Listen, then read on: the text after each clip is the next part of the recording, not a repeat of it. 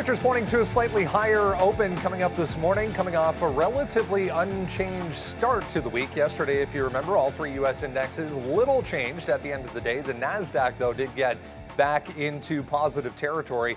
Overall, markets have been kind of grinding to the downside overall as we ramp up this earnings season. J&J, Johnson & Johnson, the big name, out this morning with a decent report, kind of mixed overall as far as their COVID-related vaccine forecast is concerned. We'll have a look at Johnson & Johnson coming up. Toy maker Hasbro also out, not really doing anything, but mixed report for them as well. Lockheed Martin, some of the defense stocks have been in play over the past month or so. We'll have a look at Lockheed Martin, and that's ahead of Netflix coming after market tonight along with IBM.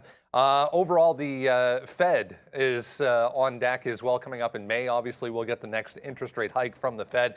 The 10-year on Monday, I should say, reached its highest level in 3 years, 2.91% for the 10-year yesterday. Plug Power, nice deal for Plug today, teaming up with Walmart on some hydrogen supply contract for them. So we'll have a look at both Plug and Walmart. It's Tuesday, April 19th, 2022. TraderTV.live starts now.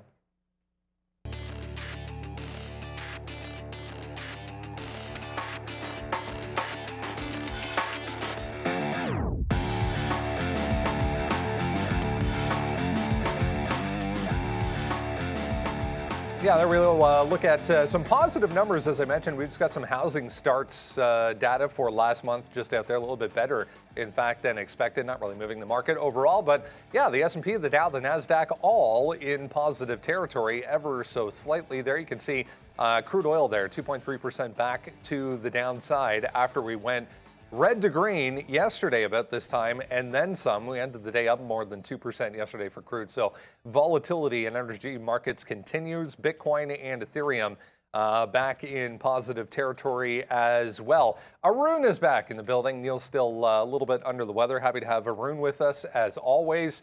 Interesting day setting up here, a little bit quieter, guys, overall. I mean, as we said, Netflix to come tonight, and then the big one, obviously, Tesla aftermarket tomorrow. Yeah, I was just telling Arun, if he wasn't aware, that the earnings report comes on 4:20 there tomorrow for that joker over there, Elon Musk. So, yeah, look, he's got a lot on his mind as well with Twitter, and that was up 8% yesterday. It was very sneaky. You guys know we had the short early and then the long late, and that was just very, very sneaky 8%, I felt like, yesterday for Twitter. So congratulations, anybody that was sort of playing that where there's smoke, there's fire type of stuff. Apollo coming out with another PE firm looking to finance that deal either with cash or with debt. So, yeah, there's lots of people lining up to hit that one. But, yeah, welcome back, Arun, there. Yeah, yesterday was a fun day with Tony. I heard. Tony did a great job. Tony is absolutely crushing it. But we have you back in the building, which is nice. Tony's going to be managing the traders behind us, or at least looking at them, and we go from there. So how was your day yesterday? Was anything going on in the futures? I mean, a couple decent. It was quite the ride yesterday on the futures. I'm sure you guys took part. If you guys were in Apple or any of the big index names, I'm sure you went for the ride as well. And here we are starting off the day with another unexpected move. After yesterday's run into the close, that crazy buy program into the close that took us like 30 points or so, I expected us to continue higher, and this is not what we're seeing here. So we'll get into it when we talk about the futures, but I do have a position in the futures, which I'll update you guys on once we get to that. But it does look like there's going to be some opportunities, especially with the way that this market's swinging back and forth. There's definitely going to be some opportunities in some names there, Brendan. Going to be an interesting morning here. Some volatility possibly coming back in.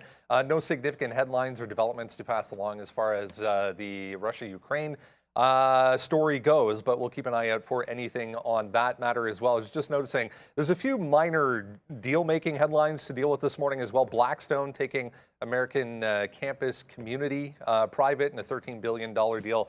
So we'll talk about that possibly coming up here. But before we do, let's bring in Miss Fee. Good morning.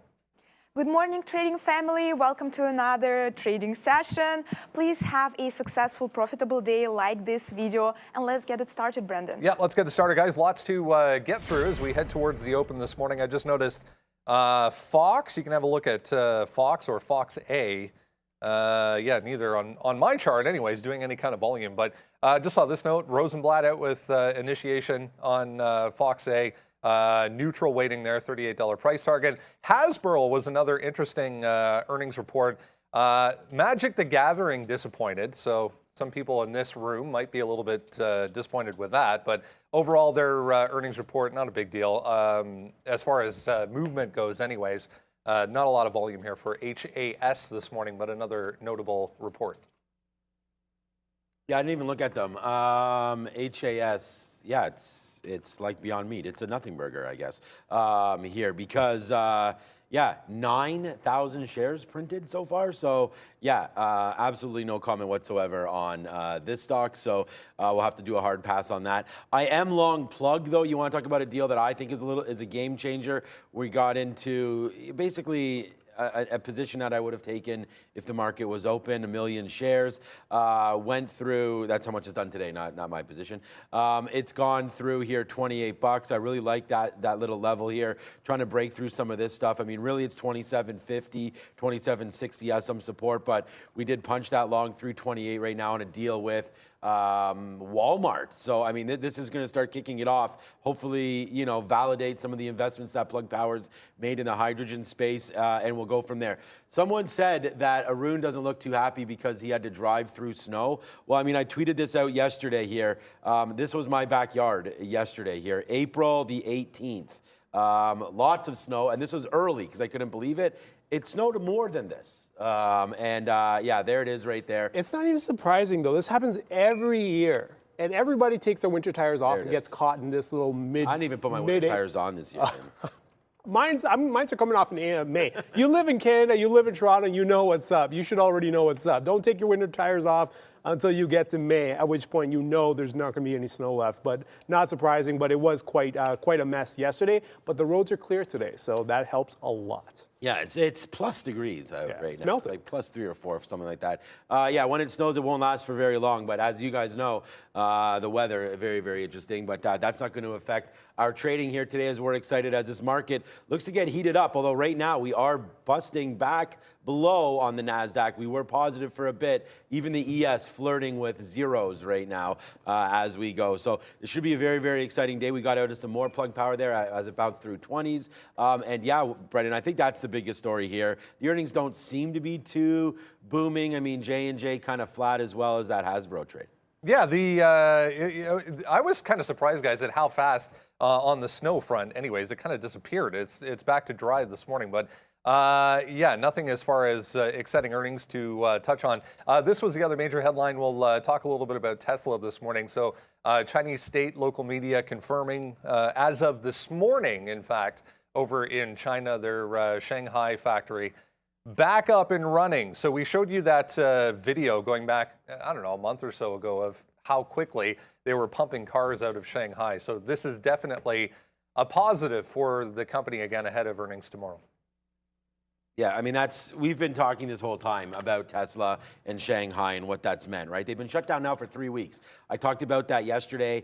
Not only were they shut down, but obviously the retail side of things also not moving around in China. So not only they're not producing cars, they're also not selling any cars right now. Obviously they still have an online presence and they're trying to get those going. But you can see here, you know, we talked about 970 holding. Now we're going to be looking, this is just a 20-minute chart. You know, now we're looking at Tesla. Oh, come on, load back here, hopefully. Now we're looking at Tesla trying to break this 1,025. We had Kathy Wood come out the other day and stamp a $4,600 price target on it. That seems to be a little bit silly to me, going up 4 times from here. But, you know, she did talk about the battery space. I still feel like the home solar systems, things like that, there's a lot happening here. They're just so far ahead of everybody else when it comes to producing these electric vehicles. I'm a little bit nervous about Tesla, man. Like, I don't know. We're just bouncing around here. The report's going to come tomorrow. I said this yesterday that I'd sort of rather be flat into it. I did take a small position at that 1060, but we're going to see here Tesla yesterday made that bottom again early on, very, very choppy. I tend to leave the stock alone, but it does go down to that 1080, 1070 level, supports it again right there at 1085, and then an upside move with a fade into the close. We saw that happen to many names. Tesla there below 1,000 into the close. Now today you're going to test above it. So I feel like you still want to look at these $1,000 levels. There's really nothing in the news today that's going to tell me that Tesla's going to go down unless this market, again, we're just all, the 10-year now, what, 10.9, sorry, 2.9? Yeah, 2.8, 2.9 right now, the 10-year, right? And so as that continues to fluctuate, you're going to see oil right now as well down. We almost got to switch over the contract, I think, pretty soon. Oil down to 105 right here, down 2.4%. So normally that wouldn't be a great sign. I mean, Tesla's electric vehicle, obviously, if oil prices come down, you have a little bit of a different look there potentially to electric. But I'm not worried about Tesla. I think it's performing really well. I was actually, because we're on Tesla here, I also wanted to look at NIO today. I put that on the sticky note. I wrote down a little note about NIO there, and I really like this 1950 area. I just think that we could take that out today as well here on NIO. Yesterday we got as high as this 1940. We opened up around 1950 before coming right back down. So I just feel like now with China starting to get back going, there's going to be some good tailwinds here for a lot of these stocks. So I'm excited to look at Tesla at 1025 and NIO at 1950. Yeah, I'm not going to touch Tesla. You guys know how I feel about Tesla on the top end, but it does look like it's kind of boxing in a little bit here. Let me get the big chart out for you guys. Tesla, put on the daily. Let's put the daily here. I'm looking at 975. Am I really looking? I'm just saying boxing it in here. 975 to 970-ish. That's going to be the bottom. If you're going for the breakdown trade, it's going to have to go through there. And then, of course, as it's coiling up, it's setting up for a move. It's pretty obvious. If you got news coming out, you got earnings coming out, we're setting it up for either a breakdown through that 975, which opens the door towards that 950, but the volatility is going to be high, so it's not even 950. You got to open the door all the way down to 900. So 970-ish to the downside opens the door to 900, and then any sort of move above the top end of this band. And odds are we see this tomorrow. I mean, we are at 1012. We could easily kind of just get above it here. That opens the door towards 1100. If we do end up north of 1020 to the upside, highly unlikely that Tesla stays like this going into earnings. We're going to expand through one side or the other. We'll just wait this one out. You know how Tesla moves when earnings come out, right? It gets very, very aggressive at $1,000. With a good earnings, you could easily see 1200 tomorrow by the time we start trading on Wednesday. So keep an eye on it. It is coiling up for a big move, so we'll just see how that one comes out. Especially, it's going to be quite the trade on Wednesday if you decide to play that game in Tesla. It's a few quarters in a row as well that they've beat. So yeah, definitely going to be worth watching. Lululemon just popping up on a volume scanner there. Truist Securities raising to a buy from a hold, price target of $495 for Lulu. So up about 2% here. This is 400 or 401, I guess, right above us, guys, on the daily chart. So interesting look here for Lulu this morning. Yeah, again, we're not even looking at this stock. Lulu, 7,000 shares. I do like the breakout, though, like Brendan just mentioned there. We talked about this a while ago off that earnings. It was a great report. You started to barcode a little bit, and now you're back up to 400. They have a price target of 490. That looks to me like it's all-time highs. So they want to come out at 495 there, taking the stock right back. They didn't have too many supply chain issues. They talked about, their athletic wear starting to hopefully pick up in the later half of the year. So, I like Lululemon here breaking out. I mean, again, not really going to be one that either one of us will day trade today. But if you get that 400 break, what did it do yesterday? Let me just quickly check here because obviously this wasn't on any of our notes. Here's Lulu back in. So yesterday, oh wow, it did dump to 382 before retracing back up. So a $10 range here off the open yesterday for Lululemon. And again, it doesn't take news to make these stocks move. It's a nice little upgrade here. I feel like you're going to get support back in 389, 390. So if it does take 400, you're going to have to give it at least $10 worth of room back here to 390 or so. And I don't know if it has $10 in it today, especially if the NASDAQ doesn't go. So for me, Lululemon, although interesting on the daily chart, I think it's a good investment. We've also seen, that reminds me though, Nike last week got a nice little upgrade as well. So Nike last week started to rock and roll a little bit and got off the tape from that bottom move. Yeah, right there, 124. Nice couple big days trying to take out the 50 period on Nike, but you could see how much this stock needs to go back to 180. So that's about, again, $70 on 100 and then $70 on 400 for Lulu. So Lulu a little bit stronger. I still like Nike, but again, it has to break above this level here, 140. We were average long in this name. I think it was 135 or so. So right around here. I haven't looked at it in a while. But Nike breaking above 140, I like it. And again, supply chain, China. If all this stuff can get worked out, I think there's some hidden value in some of these, consumer goods stocks like a Nike and like a Lulu, especially on that retail side. Lulu was a name that, man, Lulu was a nice little trade the day, this was, I think, Friday, maybe Thursday, where I had to make a choice between Crowd and Lulu and chose Crowd instead of Lulu. Big mistake. That breakout north of 390 opened the door to the upside, but also at the same time, you got to see what the downside brings on Lulu. You got to figure out where between 390 and 380 is the support base, right? Here we are coming back in a little bit. This is perfectly fine as long as we can get back north of 390. It does look like pre-market trade is going to be looking at 395. If we can stay above 395, then I think you have the base set at that point to extend the long towards that 400. I wouldn't want to go 395 long towards the 400, but if I can get it close to 390, put up 380 as a stop, and see if we can't get an expansion to the upside, then I would like to see how Lulu plays out. But Lulu's been setting this up since the day we put the high in, end of March, right? We finally got that breakout. We're just checking it in a little bit through that 380. Now we're getting the expansion back out. I think if we can hold that, that'll be a nice little trade to work on. I'm putting alerts on this right now so I can actually make a trade on this if we get the conditions that we want. A couple other notable names. Microsoft, Sean, Wells Fargo just out with a positive note on Microsoft, not really doing anything though as far as movement right now. Here's another one. Goldman Sachs lowering their rating on Roblox to neutral from a buy, $50 price target. So another one we've looked at before, that's Microsoft. But Roblox a little bit worse off this morning, down about 3.3% here. Roblox was a downgrade, so this one's an interesting name because we just got into more shares of Plug Power. That's going southbound, so we may have more problems than Roblox right now. But yeah, I don't know. I'm really surprised about this name. You guys know I was starting to buy this. We were lucky enough to get the majority of them out on that monster beat. If you remember this is rate. It was just so funny the way Roblox has traveled here. It's not funny, it's more sad. But we actually got long right down here, but this was an earnings day, and we were lucky enough to get long. And then I remember getting some out like at 99 and then 101 and stuff like that, 110, and then even up here at 130 before this epic fall, basically just straight to the downside. A lot of these sort of high-flying, brand-new companies continue to get hit in today's market. And again, no profit, no love for the market, right? No money coming through. We'll see about their daily active users. I mean, really, that's all that it's going to come down to. But yeah, you're down to 39. It looks like it wants to break right now. So that's going to be definitely a level to look out for a break to the downside. Actually, now that you've brought this up, you know, the momentum here seems to be pretty poor, although we did get a nice little rally into the close yesterday from 39 up to 41.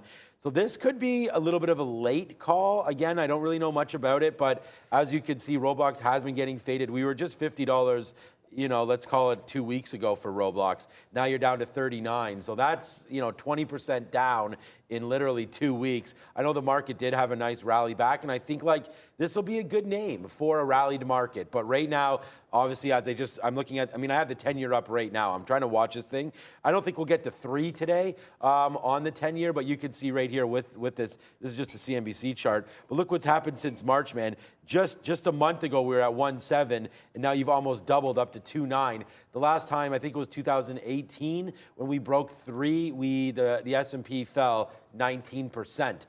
So we've already done a lot of damage on the S&P right now as we approach that 3 level. And again, until that gets a little under control, until inflation comes back in and the Fed can really stop raising rates. We had Bullard come out yesterday and say 0.75.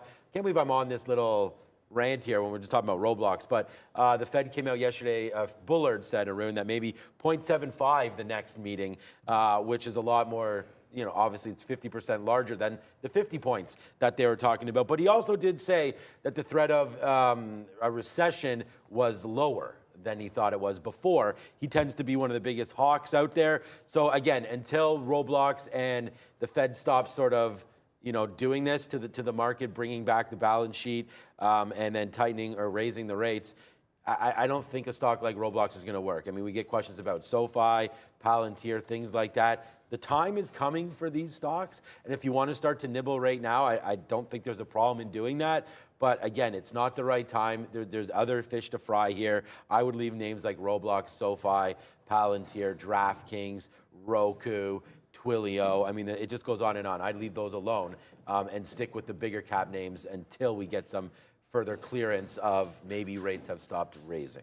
Yeah, Roblox, it's setting up in an interesting way, I think. It's from the technical side of things, the way it's moving through these 41s and 40s, it opens the door to the downside. We are trading at 39.40 in the pre-market. I want to see a bounce. Let's see what this market has towards 40. If you can't get above 40, if you try to bounce and you fail 40 on the upside on roadblocks, it opens the door towards these 36 lows, and I think that's what it's going to have to be.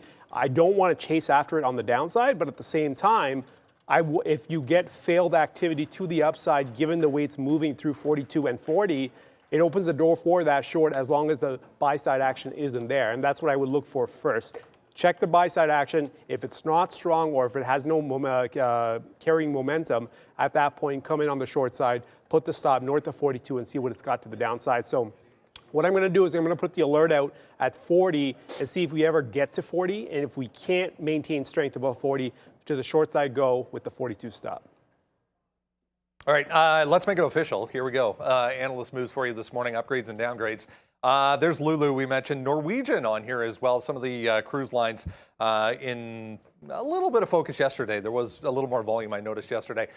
Tesla at the bottom there ahead of tomorrow. There's Snapchat, one we haven't looked at very often over the past couple of weeks, but Roblox, Microsoft, and Datadog as well, guys.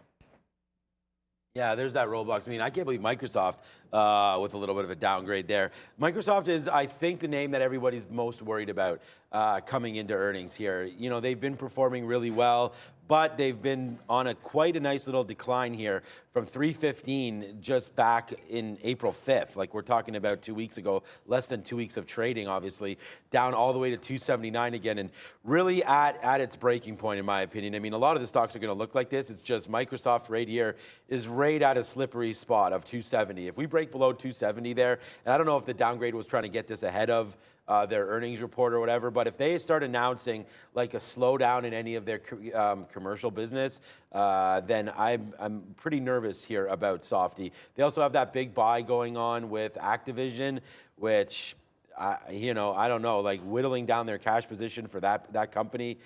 I can't say I really like that decision, but again, I'm going to assume that people in charge are a hell of a lot smarter than me. And I just feel like this is like the next shoe to drop, man. Like you're just right in here. If you look at Microsoft as opposed to like an Apple, and the other name that's right on that tipping point as well is Google. But I feel like Google, again, talked about this, if you back out the cash, everything like that, I really love Google. And it's just like, if you look at Apple here, it's not, you know, it's not near this 150 now. It's not near that breaking point where Apple's still hanging out a little bit. It's Microsoft that worries me. That's all the way down there. And here's the look at Google. Again, another name that we don't trade on the stock on the show. Maybe once it's split, not maybe, once it splits 20 to 1 or 15 to 1 and brings this thing down sub 200. But look at this. This looks almost exactly the same as Softy. So all of these names are just like hovering right now, looking to break lower. If this gives up this 2450, it's gonzos for Google and maybe the market, and exactly the same thing for Microsoft. If it gives up, I mean, I just like to look at 270. I mean, I know we have Wix a little further, but you know, if it doesn't hold 270, especially with earnings coming next week, I believe it's next week for Microsoft and Google and all of them. They're all starting anyways within the next couple weeks. If they don't hold some of these levels, Arun, and I know you're going to do a little bit more dive into the futures on a trade basis for today. But if we don't hold some of these levels, then I very, very nervous. So I wonder if that downgrade is getting ahead of the earnings report here for Softy.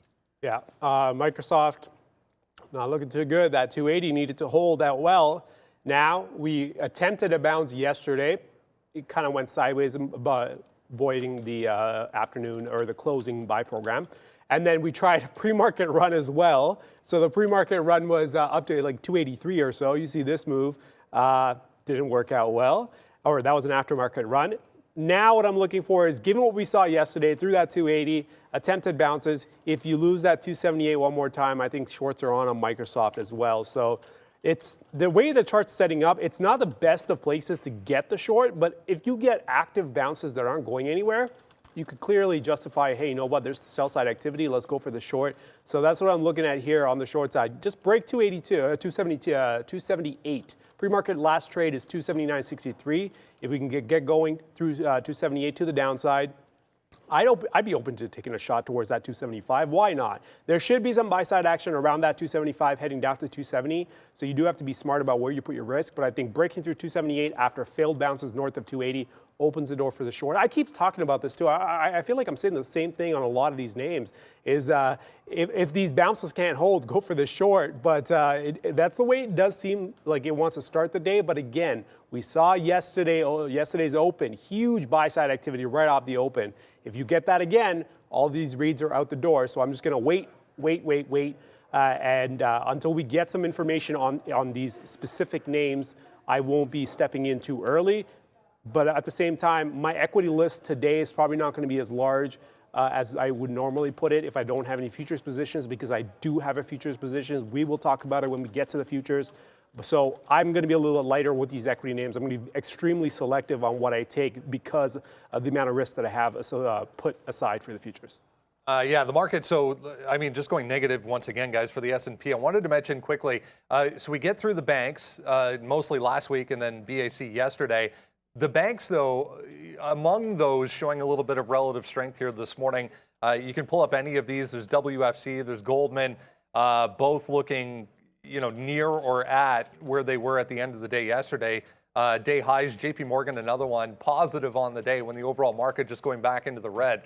So the news behind us, maybe a little bit of strength for some of the banks today. Yeah, look, I've been calling bank strength for about a week, or I guess since JP Morgan reported there, but we didn't get into anything. I wanted to make sure that all of them held, and they all came out pretty strong. So JP Morgan holds that 125 there pretty nicely. I don't know if it's going to take anything out in the next couple of days. Like I said, this 129, obviously that 129.20 yesterday's high made almost midday there. I guess it was 2 o'clock. And then that fade right into the close, and then a little bit of a bump up like you're mentioning there. So JP Morgan, I still think has some love to it up through this 129. I did want to look, though. You did mention WFC. That was another name that just trades more aggressively than everything else. So, and maybe it doesn't on a percentage basis, but just from a share size, I feel like because it's only $40, we can grab a lot more shares, and then, the banks, the last couple of times we tried to break lower, we were able to make money, and then we got out of the short, and then it rallied upside, and we wound up taking it out for basically a flat trade net here. So I feel like there is some strength in the banks. Yesterday it took off before coming back in. This is Wells Fargo. Let's see what it looks like on a 20-minute. I'm just trying to find out what might be the best bank trade here today. This 47.50 actually looks pretty good right there. That dipped bottom. So 47.50, actually now that I look at it, it was also a bottom back there down on the 5th and 6th of April. So that's a level there for Morgan Stanley, for Wells Fargo that we can look at here. 47.50, actually don't mind that at all, especially if you use 46.50 as your base. So although the market now is starting to bleed to the downside here, if banks are going to hold out, you may want to look at this if it dips back down in. But I'm going to write it down here and keep WFC up on my board here just to watch it, because I do like that play. Morgan Stanley, another name, that's a NASDAQ, right? No. What am I doing? That's a New York name there. Morgan Stanley, 85.86. Does that look similar here on a 20-minute chart? Yeah, maybe an 87. Yeah, that's right here as well. So you have 87 breaks on Morgan. You have that 47.50 break on Wells Fargo. This Morgan Stanley level actually looks pretty good too, because it's bumped up quite nicely, man. This was just $80. And now you're up 10%, up to 88. So a nice little move back here for Morgan Stanley as well. So yeah, there's a lot of potential here in some of these bank names. If the market does stall and I can't get anything going on the tech side of things, I definitely don't mind some of these bank numbers coming through. Volume a little light though, 4,000 shares on Morgan. I'm going to look at, I traded Morgan last time, and that was a decent short that won. But I'm going to go for Goldman Sachs at this point. Relative strength is what I'm going to play for. Banks, obviously, every name is looking a little bit different, but Goldman has been struggling with these 335s. So what I'm thinking is, if we keep bouncing and we finally get above that 335, we got underneath, we snap back up, we got underneath, stayed underneath, and then kind of cross that 35 back into the 40s, failed again. It seems like the majority of the volume is going to be concentrated right around here. So if we can get back into that zone and hold strong, especially with the way it's moving through these 330s, it could open the door for a potential upside. So I'm going to keep an eye on how Goldman decides to play through these 35s. And if there's a decent buy-side setup, I think Goldman, relative to the rest of them, I think I go for the long here on an intraday basis, and an intraday basis only because, again, limited upsides, right? If you go for the 35 long, you're going to have to worry about the 40s and the 44s in terms of resistance. So we'll see how this one plays out. But I am going to look for relative strength in Goldman and see if we can't get along there at some point. All right, let's get a look at the overall market here today, brought to you by the small exchange, guys. Less capital required than equities if you want to get started trading futures. There's also no pattern day trading rule as well with futures. So check out the smallexchange.com. You can use a QR code on the screen right now. Our friends over at the Small Exchange bringing you the futures look today. Arun, what do we need to know? All right, futures, quite the ride here. We're kind of going in on. All right, futures, this is what the daily looks like. Obviously, decent strength. It looks like south of 75. You look at this, I'm thinking, okay, 44.15 has been the level that I've been working with for the last few days, and it's been holding well, right? So let's move this down to the 60-minute chart here, and there we go. 44.15, that's this white line right here. The reason I was looking at that white line was because, well, it looked like we were bouncing around these 43.90s, which was great last week in terms of support bases. We kept fading the tops up towards 44.65. We finally got that breakdown through 43.60, and then we're coming back into here, and we kept resisting into the 4400s. 43.90 to 4400 was a decent sell side resistance level. So shorts caught a bid yesterday, secondary short in the afternoon, caught a bid right at the end there towards 43.70, and then here we are running up strong. Now we're at 44.10, and this is the opportunity for us to actually break through, failed breakout through 43.70, and we're looking for a run back up towards that 44.15, take out, and then back into the 44.40s, 44.50s, and that's what I was looking for. And that's not what we got overnight. So now I'm thinking we're relatively weak. If you void the buy-side programs right at the end there, this market should have had the juice to continue that move. It did not, so that's a problem. So I'm thinking now that at 4,400 going into 44.15 is still there as resistance. So here we are waiting for this market to get going because I did step in on the short side here, playing that same zone, 43.90, back towards 44.15, 25 points in risk, up 3.5 points right now. That means absolutely nothing because we've seen what the opening programs can do. So here we are kind of just waiting for this market to actually decide, hey, are we actually going to show the weakness that we've seen in the pre-market, or are we going to catch a bid right off the open like we did yesterday and run up strong? So that's the answer that we're going to get off the open. This is the second day coming from a holiday, so I guess we'll get a fairly quick answer on which direction the volume is going to be. Flip side of this is if we lose 44.15, that's a trade that I would have thought would have happened last night or overnight. 44.15 breakout opens up the long towards that 44.40 again. Would I step into the long on a breakout? No, limited upside. So I'd wait for the setup north of 44.15, see where, depending on where the stop is at that point, would take it on a pullback. If it doesn't pull back, then you let it go and see if you can pick up a short in the 44.50 area. Once you lose 65 though, then it's just an outright long. For now, for the time being, I'm on the short side, but again, this can change as we get more information closer to the open. So we'll leave it be and see how this one wants to play out at the open because we've seen it time and time again. That's when the volume comes in and that's when the market's going to give you that answer, whichever side is the stronger one. All right, just saw Robinhood popping up there, guys, on a note. They've acquired this Ziglu, Z-I-G-L-U, which is a crypto platform from what I can tell. So heads up on Hood, a little bit active here, just popped up 1%. For Robinhood, let's get into what else we need to know heading into the open this morning. If you haven't done so already, make sure you check out the watch list every single morning. We send it out in the pre-market before we come on at 8:30. Miss V will help you out in the chat if you do need that link.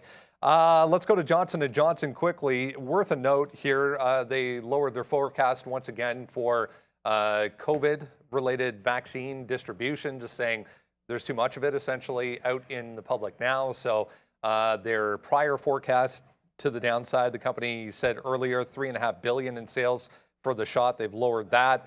Otherwise, though, pretty muted report for J&J. Yeah, it's a 2.4% dividend. I think that's a good enough reason to have them. They're obviously a big household name. Their COVID shot never got going here in Canada, but I know it didn't fare too well against some of those other mRNA vaccines. So they're going to come out and guide and talk about lower or over demand, I guess, surplus demand and uncertainty for moving forward for their vaccine. But that doesn't mean that all their other products aren't working. And I'm actually surprised it's not down more than this, only down 0.38.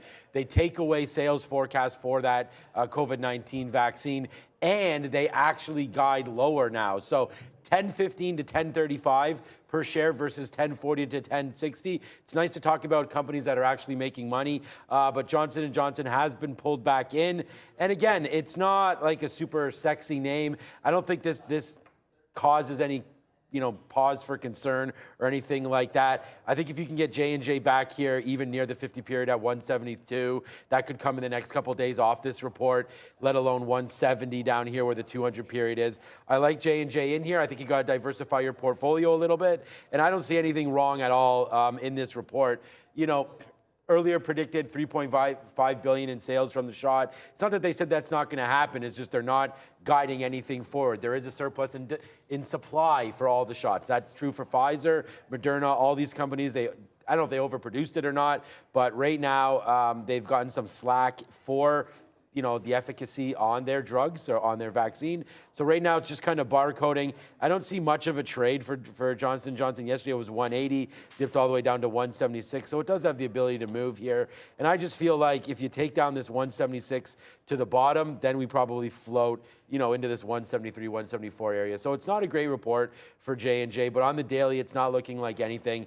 If it was below this 174, then I'd be a little more pause for concern. But right now, it's not really doing anything to the downside here for J&J. So I think you got to wait for that 174. When that comes into play, then that break downside probably gets us, like I said, to 172 for sure, and then 168. So I'm a buyer of J&J, just not right now. I already hold the stock, so I think it's fine. No real pause for concern. You're only down 0.25 when the market's down 0.35 today. So that's the NASDAQ and the S&P down 0.2. So it's just kind of floating today.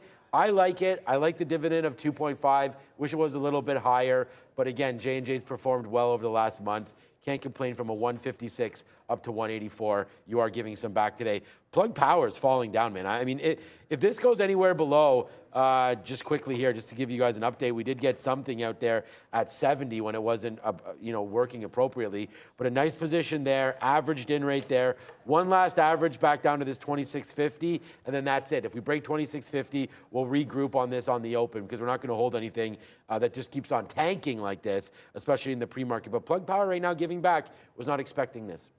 Yeah, back to J&J, man, this is not what you were expecting or you would be expecting on J&J after a move like that, right? A sharp move from 177 down to 171. Volume is, it's barely any volume. It's like 2,000 shares. Okay, and then you bounce back up, and now you get to see where the majority of the volume is going to be, right? Between 176, 177, not a good look. When you look at it on the daily, you're like, okay, well, we have a chance to go down, but we keep catching bids.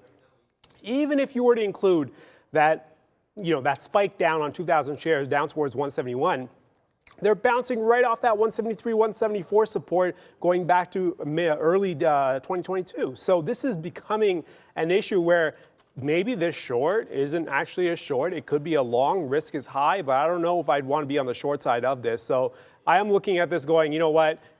No, I want no part of this. And also my criteria for today is quite different too, right? I'm not going to step into a lot of these tech names because as I mentioned off the bat, I am in the futures. I put a lot of risk when I step into the futures side of things. So my equity side is maybe a one or two names. That's probably all you're going to see from me. That's set up perfectly. J&J is not there. Do I want to play on the long side with a $7, $8 stop, depending on how we open? There's a lot of things that need to fall into place.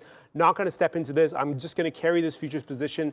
Yeah, it is falling off, but my concern is how are we going to play through these 80s? For anyone who's already short, that's in the money, through these 80s and through these 75s, that's going to say a lot in terms of volume because that's where the majority of the volume was sitting yesterday, right at the end there. and also it looks like pre-market around the European, mid-European session, mid-morning European session around 5 a.m. Eastern time. So there is a lot of volume around that 75.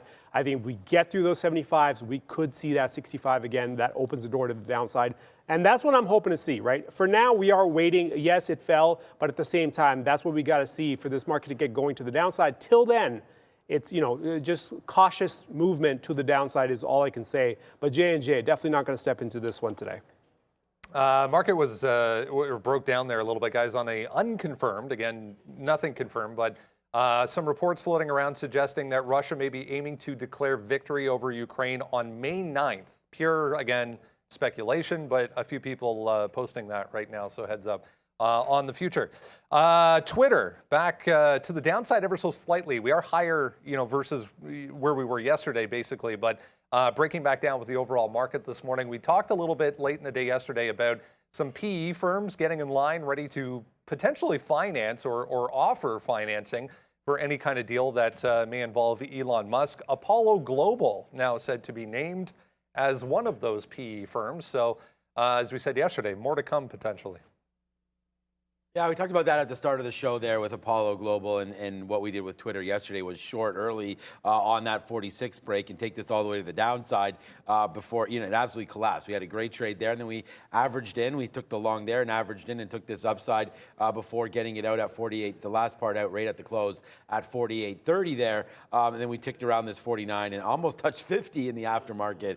But yeah, look, Apollo, we talked, you brought that news yesterday, and we talked about it a little bit today. You know, bringing in some equity into the deal there makes sense. Like I said, I wonder if there is one more price to be thrown out there by Elon and company just to get this deal done. I don't know if they're balking at that 54.20 or what, but again, you know, Tesla has earnings coming out tonight. I'd hate to see him do this deal with like Tesla shares or anything like that. But, you know, this is coming back down in. Let's just see if we can hold this level again, 47 bucks. I mean, this is where we went long yesterday based off of 47 hold. We did have the 50 period there right now. Now you're starting to turn lower if you look at the chart. So a little bit different than yesterday where, you know, we can start to inch higher here. That's why we waited for a pullback before getting long. Right now, you're starting to fade out a little bit. It has held this 47.80. Decent volume here in the pre-market. You know, when you look at a stock like this, that's going to be Twitter. I don't think you need to, it depends on your trading style. Again, I'll be scalping this, as you can tell here, and I think that that's what Twitter's turned into. I think if you're going to be holding for a longer period of time, then you're really exposing yourself to that headline risk, and I personally don't want that either. 46 has been a great bottom right in there, and that's what we gave us that short in yesterday. I don't think we get back to 46 today unless something, obviously the market comes in, Twitter will come in as well. But if you can get an opportunity to test a 46 long, I think it's worth it, and you give it back to like maybe 45.50, something like that. This was early, a big swipe down, right? A wash out of weak hands, and then it just went up the rest of the day. I said it was a very, very silent day because yesterday we had Twitter to the downside, and we loved that short. And I actually felt bad about getting out there because we had an order sitting at 45, and we took the dollar on that trade. Then it started to make a move down, wiped everybody out, and then boomed it to the upside. And that's why I like that 46. We retested some of those bottoms, retested it again right there to 46.20, and then it was nothing but upside. So let's see if we get some love back down in here. I'm going to be sitting at like 46.30, 46.40, see if we can pick up Twitter on the cheap, and then we'll watch it go through 46 and we'll trade it after that. So I don't mind it here. Let's see if there is any deal talk. I'm going to start my bidding here around 46.20, 46.30 for Twitter. All right, Twitter, like I said, in terms of equity positions, Twitter has got that high issue with headline risk, and I've been saying it time and time again, not a fan of headline risk, especially when it's something like this where the upside limitations are, what, 54.20, unless someone comes in and steps up a little bit higher. So the downside risk is much higher, so I'm not going to step into it. Again, I'm going to say this for a lot of these names. We can set something up, but at the same time, the setup has to be absolutely perfect for me to step into this. Twitter does look like it found some strength around that 44, 45. If we get the upside, we're going to have to bounce through there. Because at 44, 45, it actually does look good in terms of risk reward.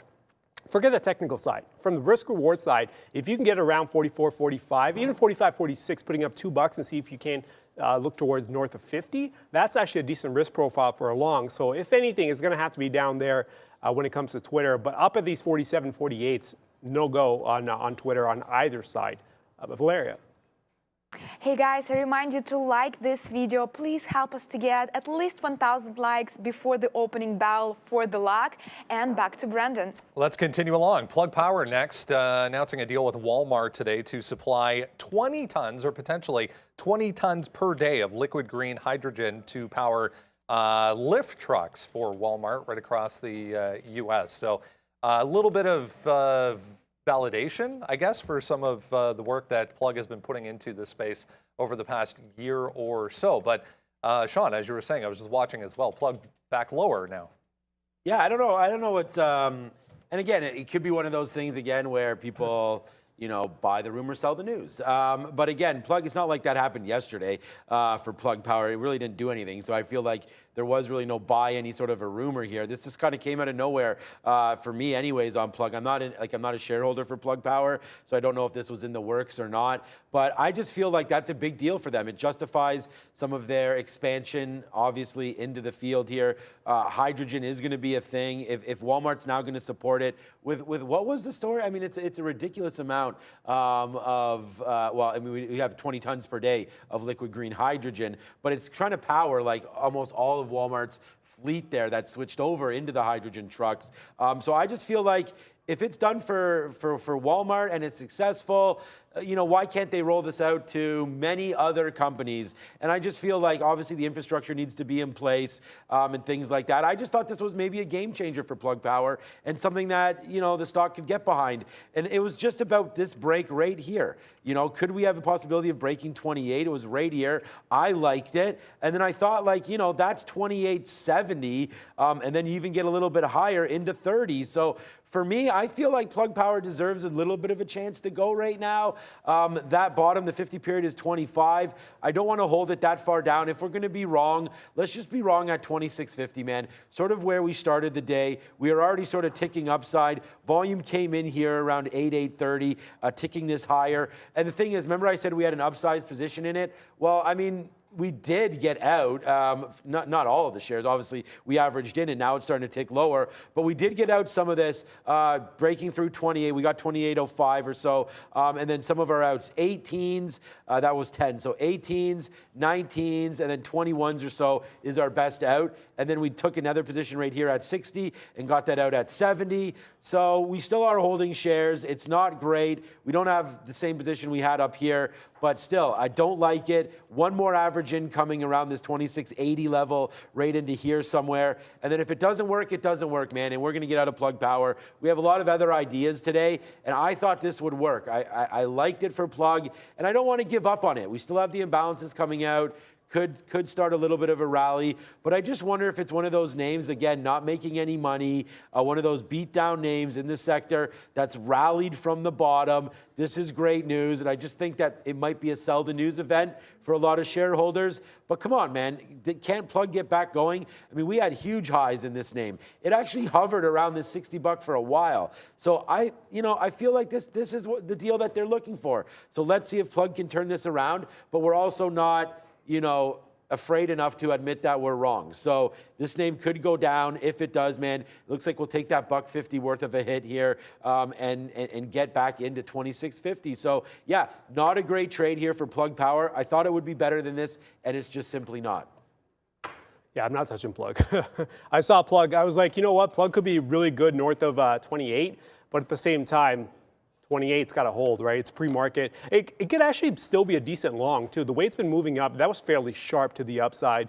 If we can get back above 28, and that's the key marker here, 28 to the upside, if we can get back up there, because that would clear this whole area from 27.5 to 28. If you can get back up there with decent strength, this actually makes it look even better now, because that would also check a sell side move to the downside. You break 28, you come back down, you catch a bid, you move back to 28. that gets rid of any selling that you may have seen initially north of 28. So here we are through the upside. If we can get back up there, there could be a decent long back towards those 29s and 29 halves. But for the time being, I mean, obviously plugs coming back. The issue here is as long as it doesn't break 2650, as long as it does not take out this level, there's a chance that this thing continues to the upside. But if you lose 2650, then you got to be looking at 25.50, 25 even down back towards the downside, and then that's a whole mess in itself because a breakdown through 25 opens the shorts back up, especially when you look at it off the daily, right? So it's not pretty right now. There's a good chance it does continue the upside off a bounce right here, but man, if we were to break that 25, it's going to be a whole set of issues there. So we'll wait for this one. It's either 25 to the downside or north of 28 to the upside to get going. Anyone watching Twitter, guys, David Faber on CNBC just reporting that Apollo Global will not join that bid with Elon for any kind of potential deal, as we said earlier. So there was some rumors floating around there, but CNBC, again, just saying that that's not going to happen. If you have some time today, maybe during lunchtime, it's worth actually looking up at Jack on Twitter. There was very interesting exchanges, to say the least, between a few people and Jack Dorsey on Twitter yesterday, talking about the board of directors specifically of Twitter, and a lot of people throwing out some rumors suggesting that maybe Jack makes an appearance somewhere along down the road, maybe with Elon Musk. But anyways, again, David Faber, again, just reporting that Apollo Global not involved. Cassava Sciences on the list today, down big time here in the pre-market on some data, or New York Times actually suggesting that some of their data might be questionable when it comes to their Alzheimer's treatment. This is not the first time this has happened for Cassava Sciences. This is a big mover when it does want to get going. So session lows here, 23% for Sava. I just realized there's no. I thought was looking at the short before in Cassava Sciences here, and I just got to go get them in the database here. I thought because it was down that 23%, that's why I couldn't go short. But no, I can't go short because I don't have shortable shares in the system. But Cassava Sciences, am I putting in the wrong password? No, now it's loading. Okay. You know, this has been a name that's been under fire for many different reasons, many different times, and now again the New York Times coming out and questioning the validity, the efficacy, and some of those numbers that they were bringing out in some of the trials and whatnot. Not good, man. We've had monster moves up and down in this name. This is a wild ride, and I believe this might be the final ride, honestly. It's just now that it's taken down this $32, I was looking to get short on this name, but right now it's just continuing to bleed. There's obviously been blood in the water here for a while. This was just $40 2 weeks ago, and since then it's been straight to the downside. So somebody's known something about this report, and then now today you come in and you're looking at these bottoms again. Unless the company comes out, and again, you're talking about headline risk, like unless somebody comes out here and refudiates this claim here, 2150, definitely going to be a good little level to look short. I'm going to find out how much shortable shares are right now, but this is down 22%. Never a good sign when you get questioned and you're in this space. So Cassava Science is definitely a move to the downside here. I don't own shares in this name. If I did, it might just be one of those things where you wait and hope that the data comes out on the positive side again. But we've seen drastic moves, like 120 down to 40, back up to 100 again, and now back down to 20. So, this is a roller coaster ride that people don't want to be on. And right now it looks like it's only going southbound. So I'd say watch out for Cassava Sciences. I'm going to be shorting any kind of a pop in this name. And the one I look at is 21, and then you use 2150 as your out. So that's kind of what I'm looking at here for Sava. But again, it's down that 22%, but we can't even get short off the offer. It's going to be borrable. So I'm going to have to go find out what this name's going to cost. Anything, I don't even know what it's going to cost. So we'll wait to that. I was going to say, it could even cost $1 at this point for the moves that are coming through. But right now, that's Sava, and I'm going to find out, and I'll let you guys know what the borrow is for us as well. Yeah, Sava's quite the ride, man. If you could have gotten 25s, that would have been ideal because that would have been just a breakdown trade after spending some time there around that 25, 26. And you're like, okay, this is the trade. This is you get through 25, maybe even 24 if you want to get a little aggressive to the downside. And then here we are at 1955. Really though? Like how do you pick up shorts on something like this now?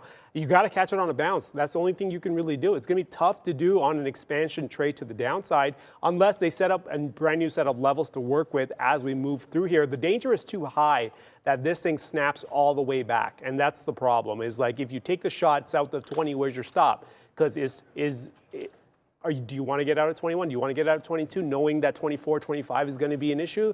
That's the whole thing about taking on trades like this, position-wise. If you're scalping or if you're momentum trading for quick gains, I think you can definitely do well by doing these even number breaks. 19 could work. 20 could have worked fairly quickly off the open, not off the open, in the last few minutes, I guess. If you were willing to take 20, you would have probably been about, what, 50 cents, depending on the spread too, but 50 cents or so fairly quickly. But here we are, Sava, looking at 19. If you're for momentum traders, 19 even makes sense. For position, it's going to be tough because you're going to need those 24s, those 25s to make sense of the risk on the bounce back up. Of course, the failed move back above 22 opens the door for the short again. You got to get a little aggressive, but that could definitely open the door up for a short. As I say that, futures, after breaking 80 to the downside, now decides that it wants to bounce all the way back to 87, and here we are close to my entry around that 90 mark. So it does look like market is stabilizing before the open. We've got 5 minutes left before the open, and this market has found somewhat of a buy-side move to the upside after breaking 80. So this open is going to be interesting there, Brennan. All right, one from yesterday we were looking at that was very active. CASA up yesterday on a deal with Verizon. If you remember, there's a 10% stake taken by Verizon and CASA. This is 680, which is that high, or 680 or thereabouts. And then the high up here is 720 up to about 750. There's a bit of an area to watch as well. This is just a trade. 550 ended up being support going into the afternoon yesterday. So we'll look for a move down to 550 on CASA, guys.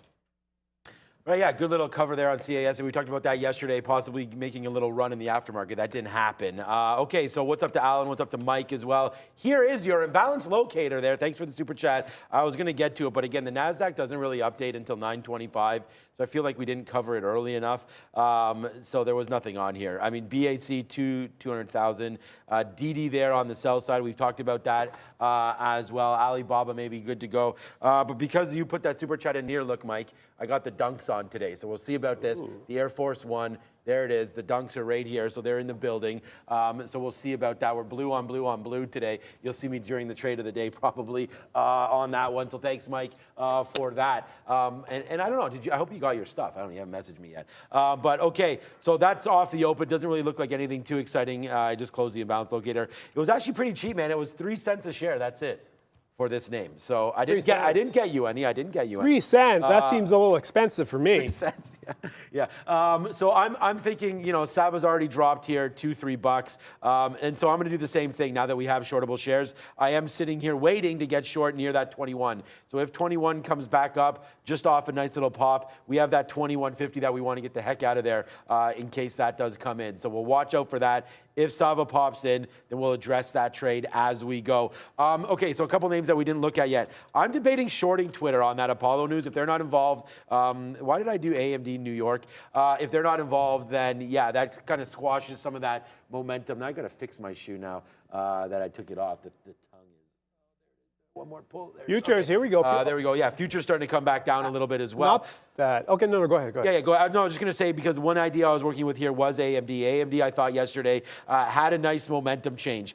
We made the move down, and then really the market faded. But, you know, I just feel like yesterday it was up about 1.5% or so, which was a nice change. It's been a really, really sad move for AMD, as Arun's going to talk about the futures. If the futures fade, though, I mean, I'm not going long AMD anywhere special here. What I am looking for, though, was a 93 bid, and I'm actually going to cancel that now. I'm going to cancel all my bids, actually, on all these names. I'm even going to cancel my Twitter bid. If these futures want to break lower, which it sounds like they want to right here, then, yeah, we don't need to be in any of these names, and we should actually be looking short. So a couple names we had on short watch was Rivian the last couple of days. Obviously, we're stuck in this plug. We'll look at Facebook longs, and then I want to look at CEI. This is, again, we talked about going short, but CEI there. Ooh, CEI's fallen. Okay. When I made this note, we were up here 105, 106, and we are looking at that 110 from yesterday. So that's a level that I'm looking at again today, 110. But I didn't realize we broke back down below $1. So that CEI trade might also get squashed. So I'm just looking right now, honestly, guys, fade any kind of an AMD move if that does happen to the upside, if the market does fade back. But again, this 92.50 area, that's somewhere where I'm going to try to support for AMD. So I did cancel my 93 bid right there. But if we can get a 92.50-ish, that's somewhere where I like for AMD, if you want to quickly go over that. Yeah, no, the reason I wanted to say something was imbalances came out, right? Well, imbalances came out a little bit earlier, but it did look like futures fell off, most likely from tech earnings, not tech earnings, tech imbalances. And I'm looking at the imbalances going, these aren't that big. There's nothing there that's exciting. ACC is there, a million shares to the buy side. That's it. 1.1 million shares on ACC to the buy side as we are about 30 seconds from the open there, Sean. It's done 7 million shares already. So ACC, you know it's got some movement in it. We'll see if it actually can expand. I'm not sure if that's a buyout or something, but it does look like it's stabilizing a bit as we head into the final 15 seconds there, Sean. Okay, yeah, I'm just debating on what exactly we want to do, but I did put a 92.60 bid there. Thanks for the talk there. I did. The problem with going, and I just said it's part of my skin. Okay, we're going to open up here, but I'm peeling now. So shout out to Playmaker from Miami. Okay, here goes AMD, here goes the market. 3, 2, and 1. We didn't put the countdown. There it is. Open it up because the market is open right now. Thank you, Ms. V. And sorry about that. We got distracted there and didn't throw down the countdown. But okay, here we go, Arun. Obviously, the open's pretty choppy. We talked about that for the NASDAQ. So let's see what does happen here. See if we start to take some levels out. The level I wanted also was on the sticky note was Facebook. Was this 212? We'll see if that can come through. Whoa, here we go. All right, so yeah, falling down now goes Plug Power back down in. So we are going to get ready to get stopped out on Plug Power. What an aggressive move to the downside. Let's see if it can pick it up. We actually missed I don't know how that missed me when I was at 2680. I guess I was not. I was at 2670 there. But right now, Plug Power, yeah, definitely making that ride to the downside. We got to try to get out of this one. Yeah, I'm just resetting some alerts. Since I wasn't here yesterday, some of these alerts went off, and I never got a chance to look at them. But futures, we're holding those shorts right around here where we're at, around these 90s. Now we're at 91, 92. This is what I was worried about, right? Opening move to the upside with some decent buy-side action. Here we are, 93, 94. So buy-side activity coming in right off the open here as we're putting in, it looks like pre-market, taking out some pre-market highs here around these 94s. So we are out underwater on these shorts for the time being. But again, I'm not moving on these shorts until we break through those 15. So we'll stick with them. If we need to get more and we get an opportunity to get more at decent prices, I'll also stay with that. But oh, there it goes. Futures all over the place right now. After taking out 4 points to the upside, now decides that it wants to fall 6 points to the downside and back towards 90s. I also, at this point, if you just stare at the screen on this, you're just going to have a heart attack. So just don't even bother with it. Let it do its thing. Come back to it. Let's see what alerts I've got. Oh, man, I've got a bunch of alerts. Lockheed. Lockheed was a big mover.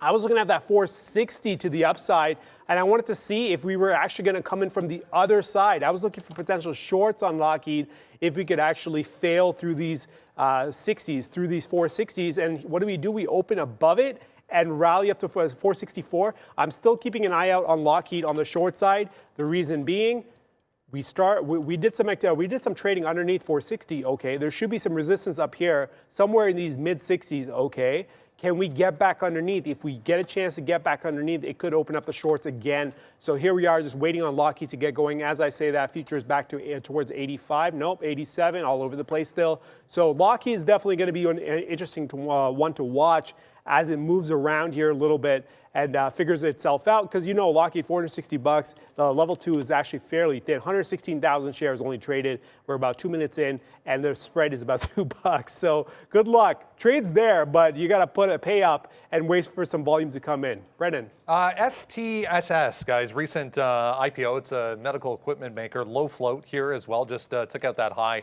which was the IPO day high. So a lot of attention on social media on this today. 52%, but huge volume for STSS. Okay, like, I don't know what's going on. We took that Twitter short trying to break through that bottom. I was like, I didn't like any of this news, but now Twitter's starting to rip up a little bit here. So we are going to have to try to respect this 48, like 48.10, 48.11, 12 area, something like that here on Twitter. Because honestly, man, Plug Power is going one way, Twitter's going the other way right now for me. So we're going to start off the day here 0 for 2. But I mean, Twitter could still come back in, but we do have to respect that 48. 10 level or so. So I'm just putting in order to get out of that one in case that gets a little too spicy for me down there on Twitter. So we'll just watch out for that. Just putting out the stop order. I don't like to get into position and not have stops. So there's Twitter right now, averaged in. I thought, like, okay, if we take that break, then, you know, maybe we do have a downside move. The futures were starting to go down, but now the futures are just doing that little stupid dance that it always does. Okay, averaged into plug, though, as AMD's dancing around as well. Like, I'm not comfortable enough yet to make a call on any of these plays, but I do know that we need to get something out here, and we will do that right there on plug power. Get a little bit out as it just came back up to 27. So there's that 26.70. So I'm just going to, I think I'm just going to keep on doing this with plug power, see if we can't get some more shares out. And if that was the bottom, then that was the bottom, but it's definitely not reacting properly here. So let's just see. We're taking hits now on plug power. If we get anything now north of 27, that's good. Our average price now 27.35.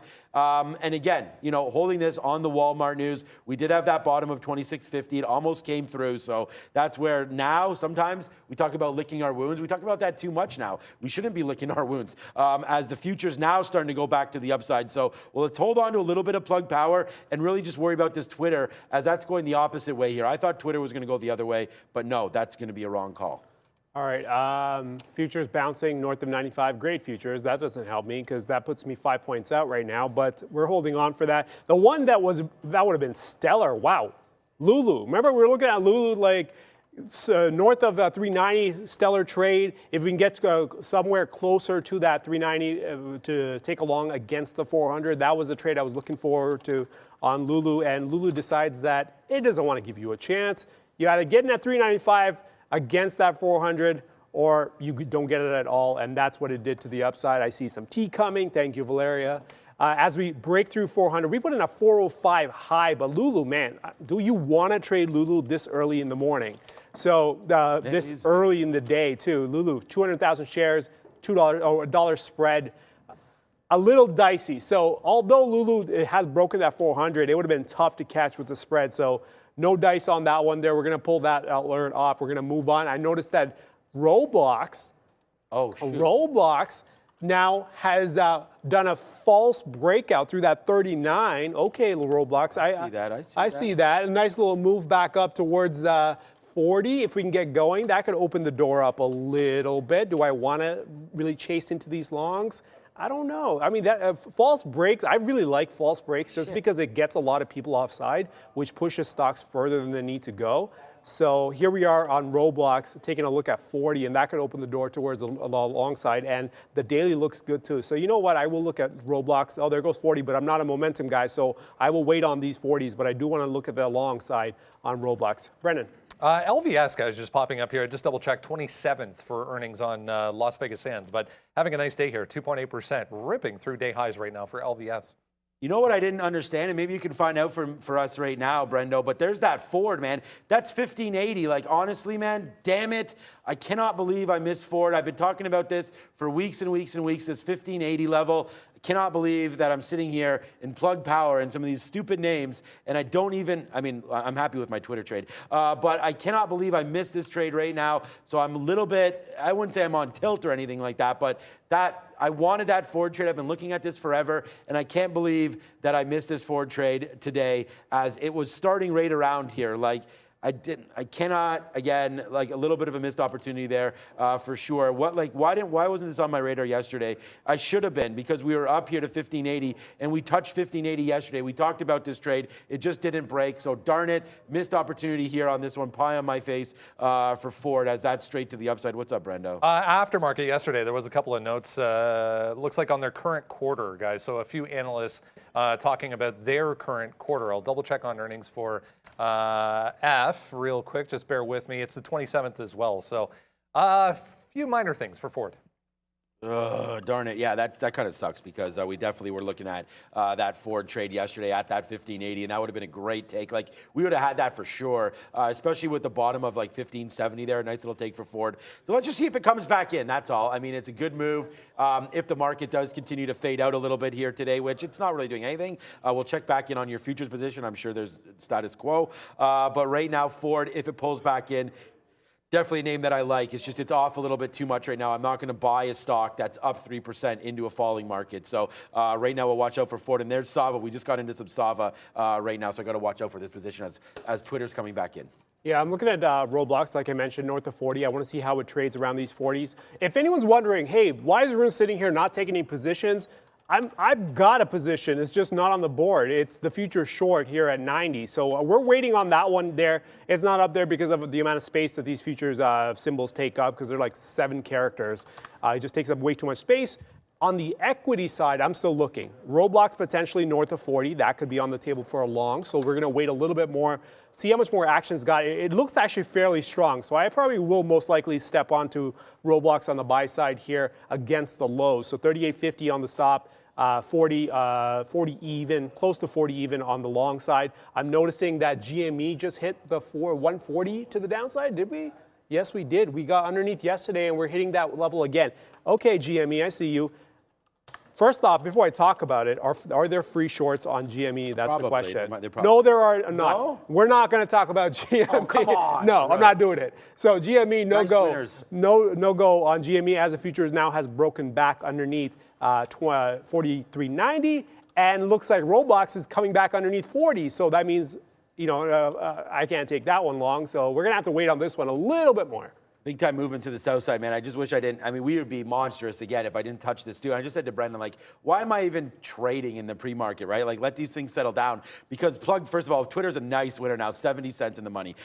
Twitter's a big, big winner, actually. But Plug Power, like, I wrote down, like, let's look at that 26.50 area. And that's basically where it's just bounced off of. So if I was just waiting patiently for this area, we would have had some nice ins and outs. We still would have lost here because it's going to break below. But the point is like, be patient. Man, you don't have to hustle into these trades. You can wait for them. And if you do that, then like, look what happens. Like, we already got rewarded a little bit here. We took already 30 cents on Sava, as now it's starting to fall back in. We go very, very patient on this one as Sava making our day again right now, and that's coming back in. Short 80s right now, just printed 30s on Sava. And our Twitter short, we just got some out there, 46.90 off of a reload onto that short. So nice trade working out for us on Twitter. It's really just Plug that isn't working. What's up, B? Twitter, ATER, another one we mentioned yesterday, just popping up on volume. Guys, remember, lots of social media chatter on this one. $7 gets rejected hard there. Huge volume came in on the sell side for ATER.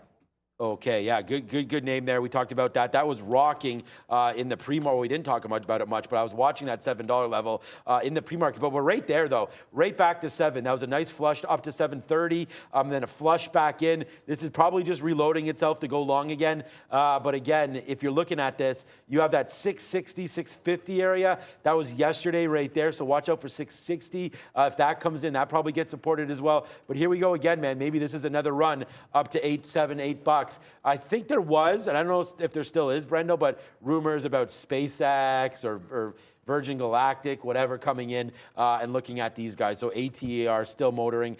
We didn't get that fill, though, on Sava. We were waiting in the 20s for this. So this is just an interesting move. Obviously, taking out 21.50 is our out. So we've already taken 30 cents. Let's see if Sava can float down side a little bit more here as well. All right, futures now bouncing back. The whiplash continues on the futures. After hitting 86s, now we're back at 91 and change.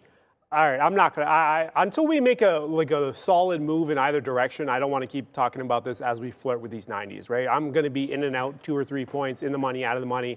Maybe if we break the highs, 6 or 7 points. But again, we're not touching these until we get a move either back down towards the downside, back towards those 80s, or if we take out the highs, not even the highs, the 4,400 break, it doesn't even matter that much to me, but I would like to get in some equity positions. Now that the futures have, they're gonna take care of themselves. I'm noticing that NVAX is breaking through that 52. NVAX would be interesting, actually, because of the way it's moving through that 52. Now we're sitting at 50.5. That's a little late for NVAX, actually. I don't know, maybe that 54 could work. So what I'm thinking is, I haven't taken the position just yet, but what I'm thinking is, because I don't want to see these 50s break without me, but at the same time, I'm not going to chase 50. If we can get a bounce back into 52 or 52.5 and stall out, there could be a nice little long there on NVAX on the short side against 54 and see if we can get a 50 even break. As I say, that futures has now broken 4,400 to the upside. So buy side momentum carrying strong. decent strength to the upside. This is not looking like it wants to be a sell side move. It looks like it wants to be a buy side move. So this short might actually get run over quite a bit because we're getting aggressive to the upside. Crude falling off here. Crude down almost 4%. Wow. Okay. Crude has picked up some momentum as well to the downside. So clear rotation here with decent equity strength and crude falling off a little bit here. It's going to be a tough ride here to find any trades that actually that are ready to go right now. Remember, we were waiting for roadblocks around those 40s. We bounced a little bit. I said no. And then we ran straight back up towards 40.60. So that's going strong right now. Now, I actually do want roadblocks to the buy side, but it seems like it's going to be wishful thinking for me to get somewhere close to 40 if we're trading at like 40.40 right now. So I'm going to see if I can't grab a long on roadblocks, but that depends entirely on whether it comes back down into a price point that I like. Yeah, I'm just, I was watching this plug power. Like, I feel like it needs some room to breathe here, but at the same time, like, sometimes enough is enough, but we'll just wait. It's going to be a big hit for me. There's no doubt about that. But, you know, if this can get back above 27, I don't really have any offers out there. I just canceled a 27.20 offer. So right now I've sort of emptied out the pockets enough as that we have to. We only have now about 30% left of this position. So we talked about that. Got a lot of them out here in the 80s and the 90s. We just took some out right there because, again, like if we just sort of waited and tried to respect some levels that we talked about, then maybe we could have had something here. But for right now, if plug comes back into 50, then I'll take one more bid into that trade. But other than that, man, a dump now at the day's low of 26.40 or something like that. We'll get out of that name for sure. Twitter was a good one, man. We got some nice wins on that. It didn't continue downside. So as the futures started to move up, Twitter started to also move up a little bit here. So I don't think this is a super strong name. Don't get me wrong. I think it's weak. It's just, you know, now that Apollo's gone, there's just a lot happening with this name. So let's just wait to see. I think that's a negative sign. So we'll try to fade out for Twitter again. Ford, new position. Ford did come back. So we did come back to VWAP. We take the bid. We're going to take the bid again at 90. And remember where we like this name? We like this name at 80. So we're going to try to see if we can get that again. I would have loved the break, and there it is right there for Ford. I would have loved the break of that 80, but unfortunately we weren't looking at it. So now we got to play it coming back in. Definitely not as strong as a position for me when it comes back into that level, but at the same time, it's good enough that I like it that, ooh, we just missed that. We were bidding 90s, a decent position there. So if it comes back in, now you know we're going to try to bid 90s, and then honestly, like it could come back in and hit that 80 one more time. That's not that much of a worry for me. I'm more looking at it breaking through the 60 level down here into some yesterday's levels. So that's what we got with Ford right now. That's what we're looking at here. Sava breaks higher now. So we do have a long position, and it's just by fluke. It's based on that short. So maybe Sava works to the high side now. We can make a little bit back here as we punched a little bit long on that and done on purpose. It's just we don't have the big shares that we needed. Here goes Sava trying to take out 22. So far, so good on this one. Yeah, I stepped into Roblox, as you can finally see on the board there. I'm long 40.13, and we got a nice little bounce. It touched the 40 evens and then got a nice little bounce back to the 20s. So we are long on Roblox for the time being. See if we can actually get a move, a decent move, back towards these, not highs, but I mean, at least north of 41 opens a door just because of the way the daily looks. So I am going to kind of let it go and see how far we can get it close to 41 before I need to start managing this. 40, 50 cents on a stock like this isn't going to be enough today. It's going to have to be north of 41 and then maybe into these 42s. But for the time being, we're going to leave it alone, see what Roblox has to the upside as these futures. Let's see what Roblox has to the upside, but futures, we don't want to see what you got to the upside. Slow down, maybe come back down a little bit more. But it ain't feeling too good for shorts. It does look like they're going to pick up some buy-side strength as we now put in 07's highs as we're still running strong to the upside. 8s, yeah, there's some decent buy-side action picking up here. Crude still falling, down 4% now. So nice little inverse relationship there, continuing with all the, not the overnight, but like the overseas news that we are getting. That could be a nice little risk associated move. So here we are, futures bouncing, NASDAQ up only 0.2, so tech weakness, relatively speaking, S&P up 0.5%, and then you got crude down 4%, and gold is also down 1.22. So nice little move to the upside. For anyone who's got longs, you're probably sitting pretty, as Roblox is now 40 cents in the money. We just got this trade in front of these 40s and still moving strong. We need it north of 41 before we touch this in terms of management, but we're going to leave it be, see if it's got more strength. North of 41, we'll step in and see what adjustments that we need to make in terms of trail stops. But for the time being, we're just going to wait this one out. Yeah, the NASDAQ isn't super strong. No. Or sorry, the NASDAQ is okay, but it's coming back in right now. And I was actually going to look at Facebook here because that was a name. And thanks to Brendan for J&J right now, all-time highs. Like we talked about it, I said there was nothing in the quarter that scared me away from J&J, and that I liked it, and I didn't think that the market was overreacting or anything to J&J here today. But as you could see, man, getting it into that 174, 175 area, obviously that was something that would have been fantastic, but that never happened. It just took off straight upside off the open. So J&J definitely working upside right now. All right, what's not working for me? All right, Ford started to go there and then came back in again. So, hey, man, we just got that up to 98. We're long 92s, or what are we long here? 94s. It only went as high against, or I guess it went to 99. So I thought it was working out, came back in, looked at it's not. There we go. We just get lit up there at 90. So now we're long Ford into this area. So this was, again, a name that I don't mind getting long. I've wanted this long for a while. Brendan talked about some of that news in the aftermarket there, but 1580 is sort of our area of concern. So let's load it up if it comes back into there. So that's the level.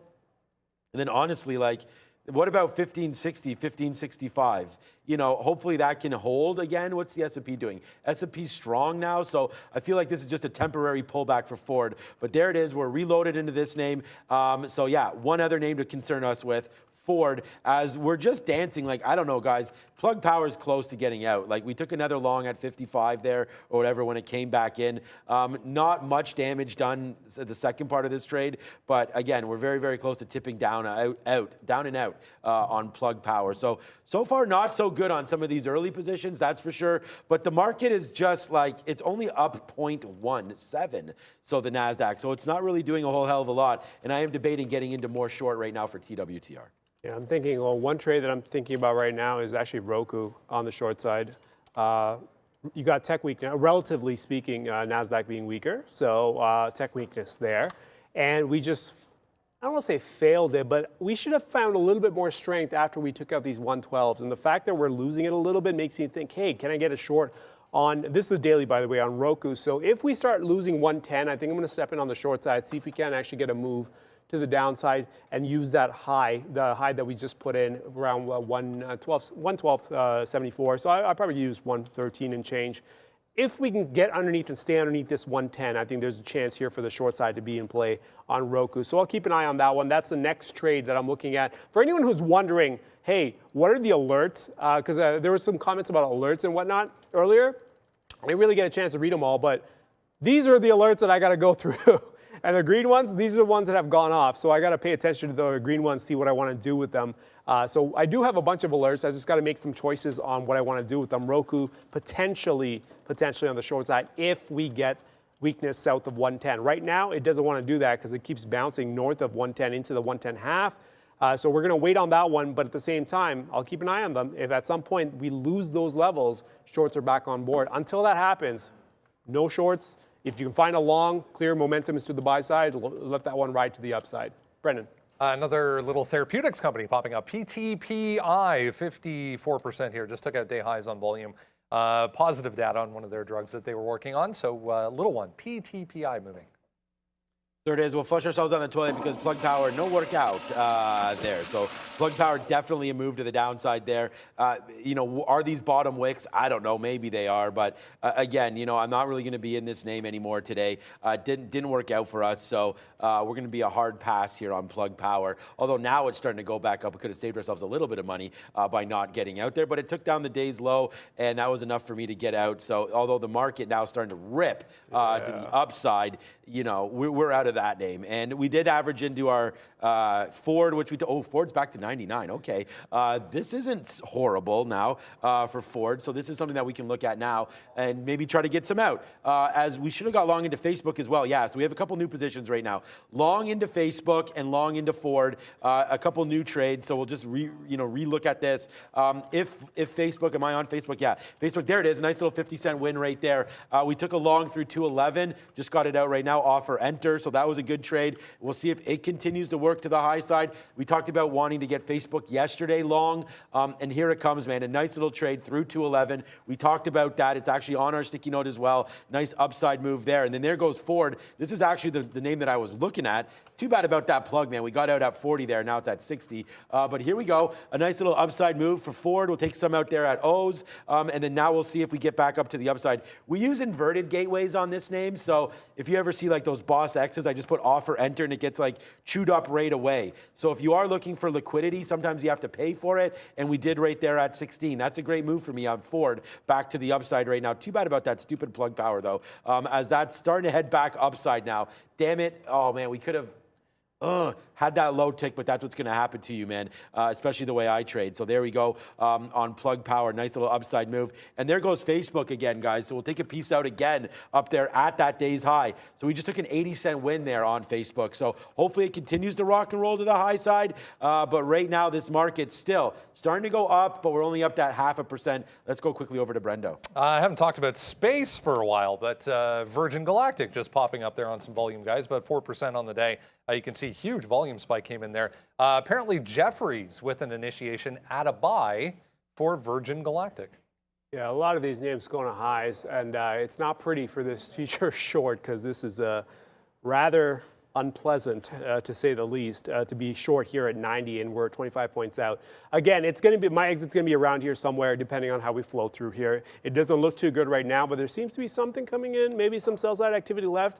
If there isn't, if we put in some new highs, I'm out. We're going to walk away from this. For the time being, we are holding on to these shorts and see if we can actually maybe get a rotation. Highly unlikely, though. We're probably going to end up taking a hit on this one, depending, especially the way it's moving right now. So as the future is now north of 44.17, I got to flip directions here, figure out what I'm going to do. After I take the hit here, am I going to be flipping to a long is going to be the immediate question, because I do like the idea of the longs north of 44.15. It's just a matter of where's the stop and how much is the risk going to be. Where can I figure this out? Because I know there's going to be action here. We get into the 20s, the 25s, it's going to be a problem, right? So do I go for the short, not the short, do I go for the long now, or do I will go for the long on a pullback? Based on the way it's moving, it's going to have to be on a pullback, right? So I can't step into it right now because I am actually out right here. That's a hit. That's an expensive hit too. So here we are, short 90, out at just north of 15 into the 16, 17 area. And we are going to let this market go at this point, let it settle in. Once it settles in, pullback, long. We're going to work that 10 through evens and see if we can't get it move going. As I'm watching this, I'm like, man, this is like nonstop in terms of movement. If we were to go to the 1 minute chart on the futures, this is just nuts. Pretty much from 940 onward, we caught a bid and just decided that we were going to keep going to the upside. And this is a 1 minute chart. So we've only got maybe 2 or 3 bars that are actually sell side activity in that 1 minute period from 940 onward. So in 15 minutes, we've gone down about 3 minutes or so in terms of movement. So this is as the market takes off to the upside, at least we got a long here on Roblox here, long just north of 40 evens. We're looking at 41 already. Am I looking for shorts now, given what the market's doing? Probably not. I'm going to look for some pullback longs that I can step into. I see you guys talking about plug ripping to the upside. Is plug actually going to? Yeah, Is it? Are we going to get back to 28? Okay, we bounced through these 27s. How far did we come back on plug? Okay, 26.5. Yeah, that's the area that I was worried about, right? If we break through these areas, it's going to be a problem. Through this 26.5, we found a bid. Okay, check. That's number one checked off the list. Can we now get back north of 28 even to get going to the upside? Because that'll open the door to the upside. So that's what I'm looking forward to on plug. I have the alert set off actually. See if we can get a move back towards 28 on plug. Yeah, that sucks, man. We had looking, we had a decent amount of shares that we could have made back some money, obviously, there on plug. Okay, one last stance here. And by the way, $1.20 right now. Spinning $1.20 right now on Facebook, as that's just going to the upside. We talked about that right here on our sticky note that we wanted Facebook, we wanted it through some of those levels. So here we go, upside now. We'll see if we can hold the rest as we just take out some profit there. And then how about this one as well? Ford comes right back in, man. We waited for it. We were patient. We talked about this, and a couple nice little upside takes here on Ford. And again, you know, $16, man, you can take more shares on this name for sure. But what I was getting at here, Twitter, one last stance, man. You're going to break through 48. You're gone, and then we'll be gone on this one as well, as we averaged in to this short now. We're short at 70, so it's not, you know, a 30-cent hit is fine for us on this name, especially with some of these moves we took earlier. But again, you know, we'll be negative on this name if it does go through 48. So I was thinking Twitter was going to be a short, but it doesn't look like it. Here it goes. It's going to test. It's going to break anyways in a second. So here goes 48. We'll be out of Twitter when it breaks through 48. And I hope we don't get plug powered on this one, where we get out and then it just tanks on us or rips like plug did. So 48 right now, trying to resist on Twitter. But again, we're at that level. So let's see if there's a turnaround spot here or not. Twitter at 48. $1.50 in the money for Facebook right now, though. So, hey, trying to make some money back on that name. Let's go over to the big screen now with Brendan.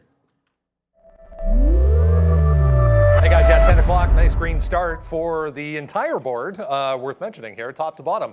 S&P 0.75 to the upside, the Dow 0.8. The Russell small caps lagging a little bit. Same story for the NASDAQ, about 0.7 now for the composite and the 100. We are positive here as well in Toronto, 0.3% for the TSX, back to the upside. Couple of things of note. We had Tesla on watch this morning. Again, their Shanghai factory reopening today. As far as production is concerned, earnings tomorrow, that's 1,000. So it held 1,000 nicely off the open, straight higher from there. So up 1.5 now for Tesla. Cassava Sciences, as we were talking about this report, suggesting some of their data, or more of their data, a little bit questionable, but found support as well. Straight back to the upside for SAVA, guys. Back over to you. Oh, man. Yeah, so we are, I mean, we're just flirting around with Sava. We haven't really done that much with it. I don't know. I'm back on the bid here now for Twitter because we just got lucky, man. We just got saved. It did not break. It did not break 48. So right now I'm kind of like licking some wounds here as the market still wants to try to go back upside. And I mean, I don't know. Let's just see. I just didn't want to be in this name. If it breaks above 48, I have no choice but to get out. So when it comes pulling back in just a little bit, I am taking out some pressure here at 88s, 89s. There we go. Now we can fade back in. Okay, so now I have like a reasonable position on. Now I did have a little bit too many shares, so we will take out a little bit on Twitter, as now it's starting to fade back in. So now it's starting to look like a decent trade for us on TWTR. So good look on that one. So we'll watch to see if that 48 is that fade spot. We just went into the 70s. I think we got to take something out if it gets back in there, though. Yeah, I'm just looking like, what's my next move on these futures? Clarification, somebody was asking, I just keep talking about shorthand. It's the S&P E-mini futures contract, the June contract, so ES M22. For anyone who wants to follow on the spiders or the micros, pretty much the same thing. The chart's going to look the same. So ES M22, or in our system it's M22. On the CME system it's M2. So the June contract, which is still good. And this is what I'm trading here. When I say, 43.90, I'm saying 90, it's 43.90 because that's what we're trading around. You got to know these prices. If you're on the futures, you're going to know these prices are going to be rotating around those 4,400 evens. So for anyone who's wondering, that's what I'm trading here on the future side. That's out. I'm still trying to figure out what the next trade is. I don't think I have one. I mean, I don't even know where to put the stop on this if I were to go long, right? So this is quite a mess here. I don't think I'd want to use in the mid-90s. Definitely don't want to use low 90s. Maybe mid-80s. That's a mess. I don't know. I'm a little confused on what to do with the futures next. That was my only read on the short side. That's not going to work. Okay, we're going to move on. We're going to ride this Roblox position. That 40.10 or 40.13 long is $1.25 in the money. Remember, we wanted to see what Roblox would do north of 41, or at least close to 41. Then I can start managing it. And Roblox is actually moving strong. I would hope so, because hey, you know what? Future is moving strong. Roblox putting in that false break. Like I said before, false breaks. I'm a huge fan of these false breaks through these even levels because it sets up a ton of stops. And once you get the reversal going, it opens the door for a bunch of movement to the upside in the opposite direction, actually. These are probably better trades than breakouts themselves. Futures still going strong, 44.24, damn. Okay, so a few roadblocks rotating through here. Next up on roadblocks on the daily is going to be that, I believe it's that 42 level. If we can get through there, then we can really have a chance to get going to the upside. If we can get through 42. At this point, I'm going to keep a very close eye on it. If I need to take some profit on this, $1.18 on roadblocks off a failed break to the downside opens the door to the upside, but at the same time, $1.18 is $1.18. If we start to slow down under these 42s, I'll take some profit, see if you can actually lock in as much as possible. If we get north of 42, that opens the door for the upside. With the strength that we're seeing on the futures, there's a real good possibility that's happening. Oh, man, and our conservative nature definitely bit us in the ass today because Twitter, man, I mean, we were right there at 48 and watching it, and then for some reason just thought that, okay, this move is going to happen. We watched the futures just continue to rip higher, but 48 was our out, and 48 never broke. So why I got so conservative, wow, okay, now that I look at this, I'm about to do it again. Look at some of these outs, man. This is down into the 30s right now. We got to start taking some of this. Like, I took some out way too early, which is what I was getting at, was that when it faded, did I just get those? No, I didn't. Okay, there we go. Okay, Twitter, I see you right now. We are like back, if it wasn't for Plug, and Plug can go straight to you-know-where, if it wasn't for this trade, man, we would be just cruising right now. Wow, this is a big trade for me, guys. We have like, the reason why I got out here is because I had not too many shares, but I had a lot of shares there for myself. So when that started to come back in now, yeah, we better start cashing out ASAP, as this is definitely working out for us. And look at that Facebook trade, man, 211 long. We just took some out at 213. That's $2 in the money. So let's see. Hopefully there's more news coming now for Twitter coming out. I don't know if there is. This could just be a fail move back at that 48. So we'll see if we get some more out here at 13s. But now, of course, as I say that, now I go over to it, and I got to get out more. But we'll take another 23 out there, and we'll see what Twitter's doing right now. But this is a big move for me, man.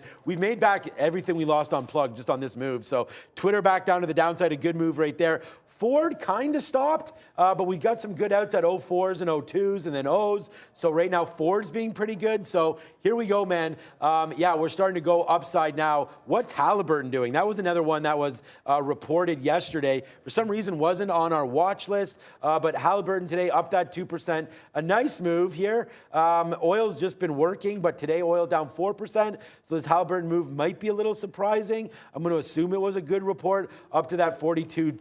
Wow, 42.60 for Halliburton. Look what they've been doing lately.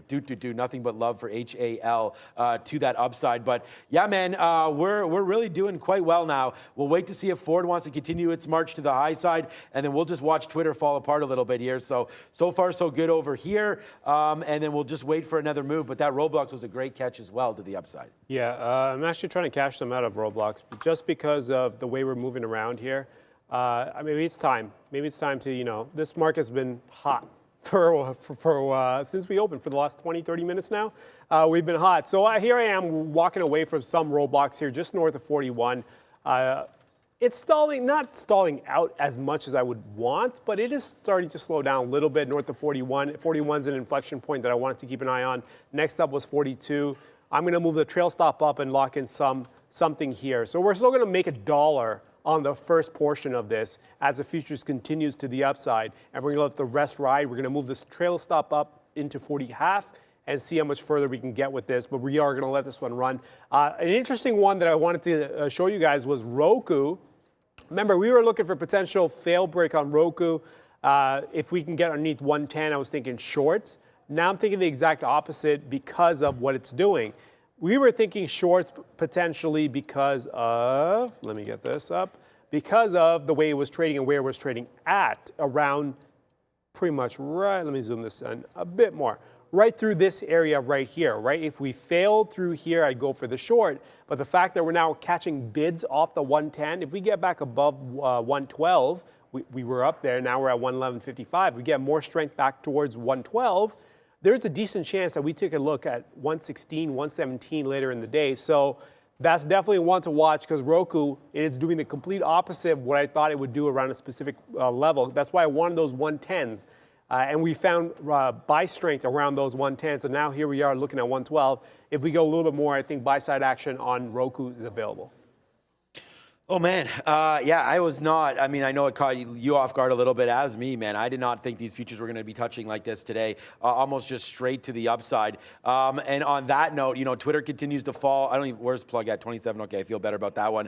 And I'm just a little disappointed in Ford. Ford not really going either right now, but check out AMD. And again, if you're going to talk about Tesla, we actually can look at, oops, AMD there, NQ. We could talk about Tesla as well, making a nice move. There goes, I mean, Twitter, we just took some more out. Sub, we just got some 92s out there, 46 92s for almost $1 in the money there. But look at AMD, very, very aggressive move, especially off this 93.50 area. You made that dance, and we could have got long. It's funny because on our sticky note, we have 92.50 written down, and my bid is at 92.60. So we're about 40 cents away from having this winner on board. Doesn't matter, we don't have it. Our only loser today, though, is going to be, well, Sava was okay. Again, we were able to reverse long on what we got out there. So this was just one of those names that, again, down that 20%. We took a shot on Sava. Could have been worse, that's for sure. But Plug Power, really the mistake today when we averaged into this one. We had that 28 break, and then unfortunately it did tick down low, and we were able to get out there. But we, you know, absorbed a little bit of that. All right, so that's Facebook. I did want to look at, wow, look at Alibaba. You want to talk about a name that's been weak here the last couple of days, especially into strong tape. This is one of them. So Alibaba just today down another 2%. Look at this move over the last couple of days for Alibaba. It was like 120 just a week and a half ago. Now you're ticking down to 92 bucks. I don't know if this name gets going or not, but Alibaba right now, this could be one to short on any sort of these pops like we're getting right now. So this could be, wow, first of all, $2 in the money on Facebook right now, and that's just ripping like crazy. But 92, 92.60 right here, possible short for Alibaba, especially 93. What does it look like on a 20-minute chart? Still down. What is that level? Yeah, 93. So we get up to 93, maybe Alibaba for something there. Twitter, good out there, sub. There's that bid that we got sub, $47 right there. So we'll look to see if that can happen again. The pressure definitely here for Twitter. So I think we're pretty comfortable holding this short, and that's just what I'm going to do, hold this Twitter short. If we're able to average in, we should do that. Embarrassing how we got out of so much there, but glad we held it through 50 all the way back down to 47 flat. So that's that trade for me, man, right now. So that's what we're working with here, Arun. I don't know if you're Roblox, what's going on with that one, but the futures continue to tick higher, so all's good over here. Let's throw to Miss V actually quickly. Hey guys, markets are keep ripping indeed, and I remind you to smash the like button. Let's increase likes amount also and help us get 2,000 likes at least. Back to you guys. All right, futures still going strong north into that 44.30. Man, this is nonstop. Can't stop, won't stop on the futures. Here we are going strong. I'm looking at tech going, where's tech? The largest one on tech is Facebook, no, that's a lie. Tesla, 1.76%. And then Facebook, 1.33. That's it. That's all you're getting on tech. Because although tech is up 1%, it has done a catch-up move to the S&P. Remember, earlier it was relative weakness on tech with the S&P running first. And now it's can't stop, won't stop on the S&P futures. And we are just nonstop to the upside. Man, to be fair, this is kind of as a trader, you're going to lose, right? My whole thing is if I'm going to lose, let me get absolutely run over. That way I know my read was just flat out wrong. This is the way I'm okay with losing like this because it's always annoying when you just missed it by a couple points here and there. But it's completely different when the market decides to do a reversal and just run you over. You're like, you know what? Okay, yeah, clearly being on the short side was not the way to go. So I'll take that hit. I'll walk away from that hit knowing that, you know what? It got blown up. But in the meantime, we are going to wait on Roblox. Roblox stalling out still through these 41s, but 41.50 to the upside is going to be the next checkpoint. If we fail that, I think I might just dump it all and walk away from these. We got Brendan waiting for us. Another follow-through move, essentially for Bitcoin today, guys. Just took out yesterday's high on nice move higher. SI, another notable earnings name, they reported pre-market this morning. Wasn't doing much, but better than expected for Silvergate as well. All right. Yeah, I did want to look quickly here at the 10-year because we talked about that one moving around here as well. I'll have to get it in a minute. I don't have it with me right now, but maybe Brendan, you can have a quick look at that one because, yeah, the futures right now starting to rip up. So I'm just going to imagine that the 10-year is, yeah, well, no, actually, the 10-year is still pretty high right now, 2.91 right now. So actually, up right now. So I thought it might be turning around, unless that's delayed data, 10, 12. No, it seems to be good right there. So 2.917 right now. I thought it would be the other way around with tech starting to go there. So, okay, that's interesting. But Facebook right now, we're in this, man. This is a $2.50 winner.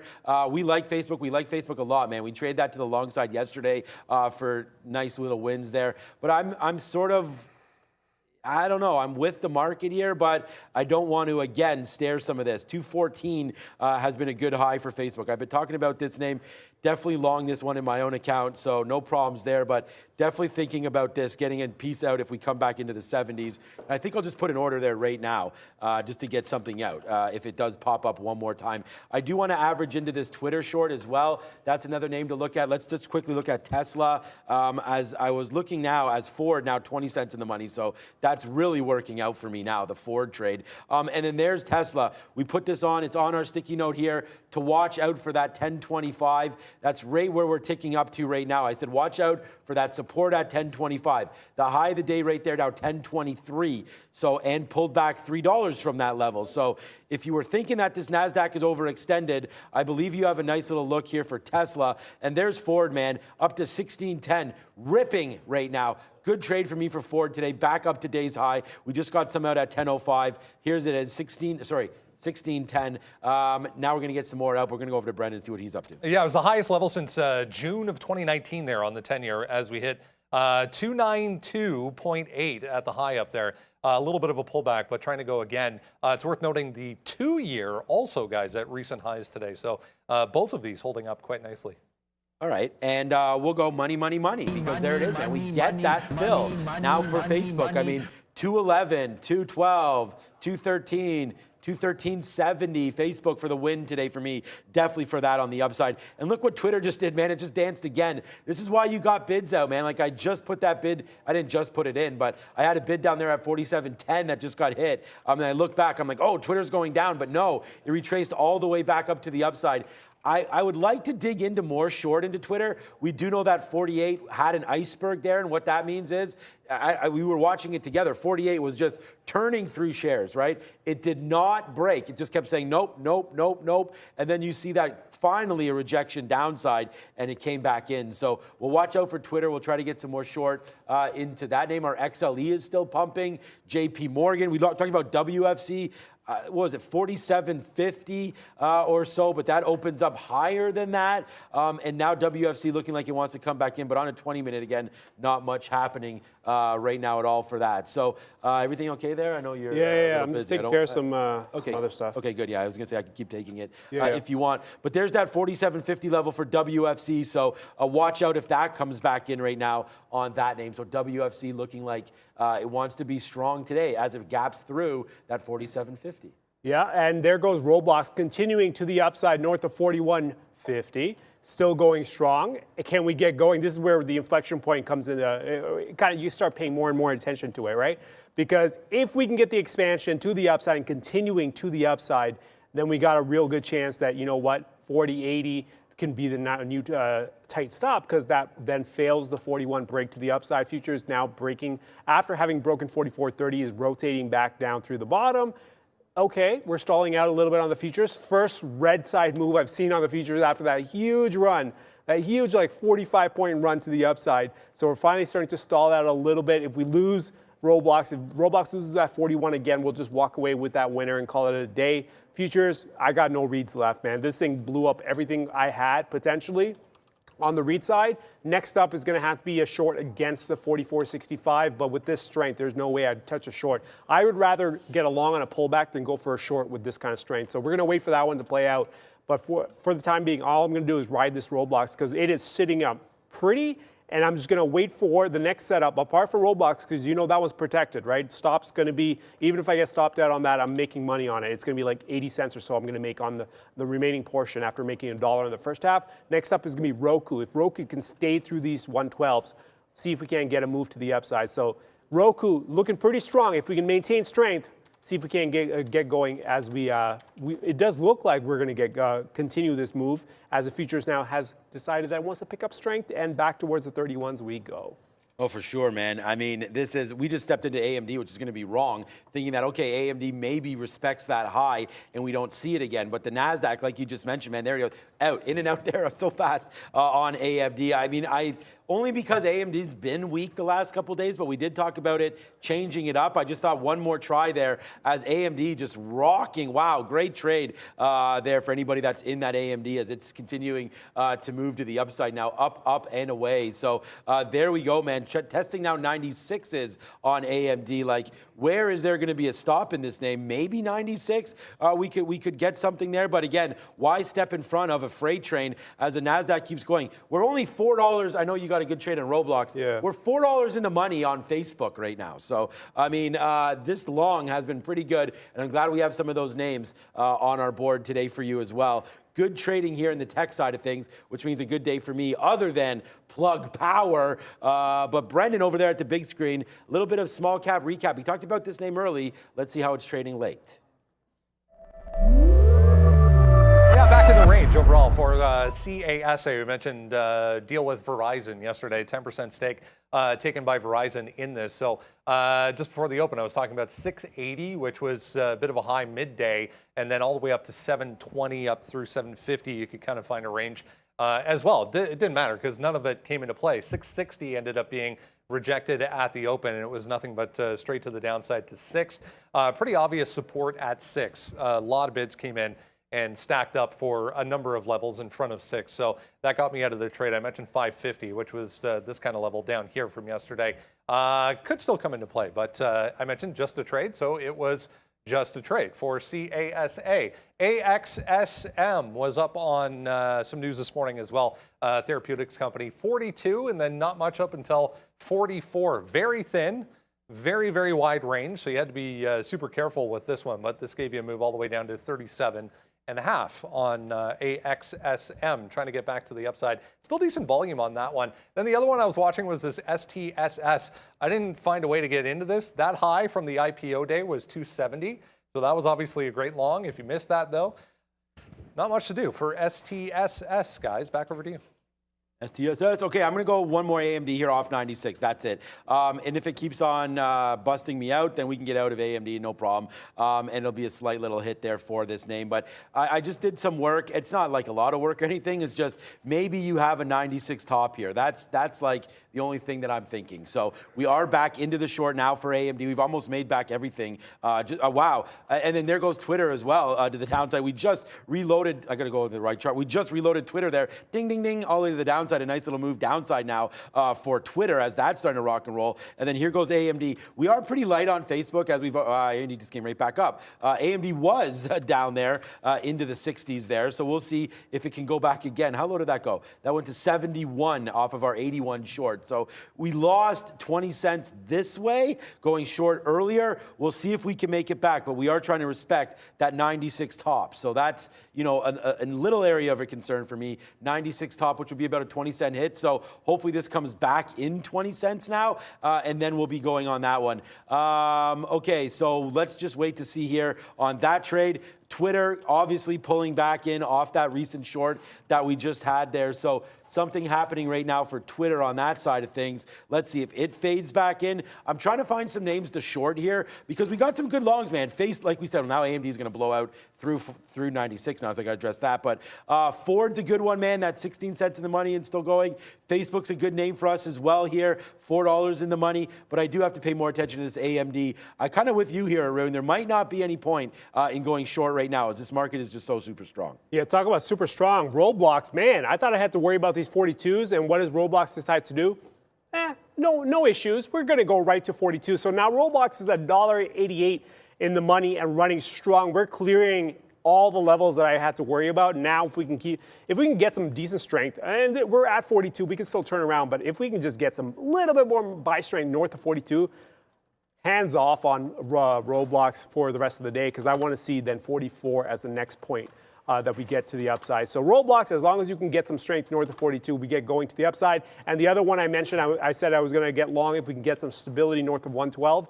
Roku long 112, stop is giving me south of 108, $4 risk. See if we can't get a buy side move to the upside, because we actually have at least the 118 or so. So I know I can get 1.5 to 1 in terms of risk reward as long as I price it around these 112s. I'm okay with this. So here we are waiting for Roku to get going as well. Given that the futures has done a catch up, the NASDAQ futures, the tech index has done a catch up, if we can get some decent strength to the upside, from that as well to continue leading this market, then we can really get going to the upside. With the strength that we've got in these futures markets, there's a real good chance that we get another extension to the upside. I've just got to find some longs that are actually going to set up, that are just setting up now. A lot of them probably have already run a lot, right? So that's the issue you run into when you're this late to the party on the long side. I'm noticing Disney's taking off towards that 132. Disney? Yeah, Disney's gone up like $3.50 off the open. It's a crazy move. I was actually thinking, hey, what's going to happen around 130 on Disney? Maybe a short. Nope. To the longs you go on Disney, and looking real strong too after breaking through that 127.5 low yesterday. So here we are, complete reversal to the upside, and up we go on Disney. Yeah, good call there on Disney. Up we go on 40. Took some more profit on that name as that's started to print nicely for us. AMD, what's up to Joshua Kim there? Shout out to you as well. Yeah, quick scalps, man, right back into 60s. So we make back what we lose, but we still are holding a piece. We're actually holding half right now. So I don't know, man. I mean, AMD tried to go down there and then was like, no, thank you. We'll take a little bit more here into the 90s, but just getting the stop orders ready to go, because honestly, if this breaks higher, we don't need to be involved with this name, Joshua, or anybody that's into AMD right now. So we just missed the reload up there at 90. We'll see if it comes through and gives it to us right now. Oh, there's some decent size at 80 coming through now. Oh, my shoelace is untied. I was wondering what I was tripping on. But okay, so that's just a little bit of a play for that right now. Yeah, what was that news there, Brendo? Did we miss that on Disney? Because Disney firing off to the upside today. There was some sort of a legislature to reconsider Disney's special district. So, okay, so I guess that, to me, that makes maybe sense there with all these restrictions coming through. I don't know. I'm just going to spitball here. Maybe that just means that they can get some special allowances for different restrictions as far as health and safety and whatnot is concerned. But yeah, they had that incident with the alligator as well. That was a sad one not too long ago. So I don't know if they should be free-balling over there. But right here, 133 to the top for Disney. Definitely not a horrible spot for them to take that at 133 if that did come through for Disney. Still a little bit of a ways to go right now, but that's definitely an interesting level there. So I'm looking at Disney at that price. So we'll see if that comes through. Right now, our last little reload on Twitter, obviously, hasn't been great, but it was great early. Now it's just right back to those levels. I am waiting a little higher. I feel like I still want to test that 48. So we'll take a big short into that 48 one more time, but this time we'll get a little closer to 48. We're looking at 47.80, 47.75 to start to average into this Twitter trade. But hey, now we didn't get more AMD short, but here it comes right back into the 60s. So yeah, this could be a short if the market does finally give up. But right now the market's still at day's high. We're cruising with a few trades here, guys. Cruising is the name of the game. For anyone who's long, you guys are sitting pretty. So at this point, cruising is the name of the game, and futures don't have any levels that I can see nearby. The next up is going to be maybe into the mid-40s. That's another 10 to 15 points, depending on how fast it moves. If it moves quickly, then that's going to be, I'm going to push back a little bit because I don't want to step into a short or any sort of a move like that. I prefer not to even be on the short side, given the move that we just got off this, on the NASDAQ especially, given the move that we got just off these 13.8s yesterday, the 13,800 level, after breaking underneath and taking a look at 13,729.50, complete reversal back above 14,000 opens a door. There's a huge opportunity for the upside on the NASDAQ if we decide to get going on the upside. So here we are waiting. NASDAQ has a lot of space. It's up 1.24%. S&P up 1%. Decent strength across the board on all these names. So it's just a matter of what positions can I get into. You see me in Roblox, that's sitting pretty, that's protected. Roku, that's moving around. That's the only one that actually hasn't been, for the strength that you get in the NASDAQ, for Roblox, I guess you can call it relative weakness because of how slow it's moving. But I'm okay with the way it's moving.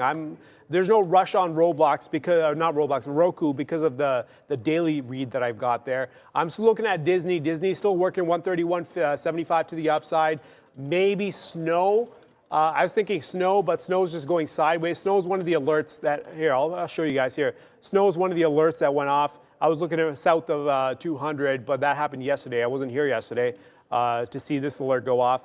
And then you got Square, but again, Square snapped through that 120 and then nonstop through that 121. If you didn't see Square at 121, which I did not, you weren't catching it. Now it's at 123.5, so Square is going to have to be taken off. A lot of these names are just going to have to be taken off the list. The only weak one here I'm noticing is NVAX here.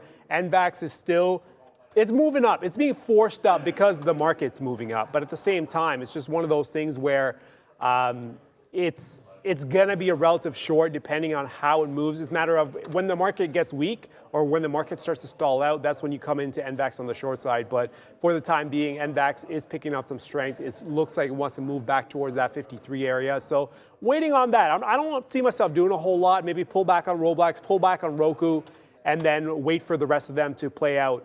But futures is done. We're just going to wait for these two names. I'm not going to get a little too carried away, especially we're at 10:30.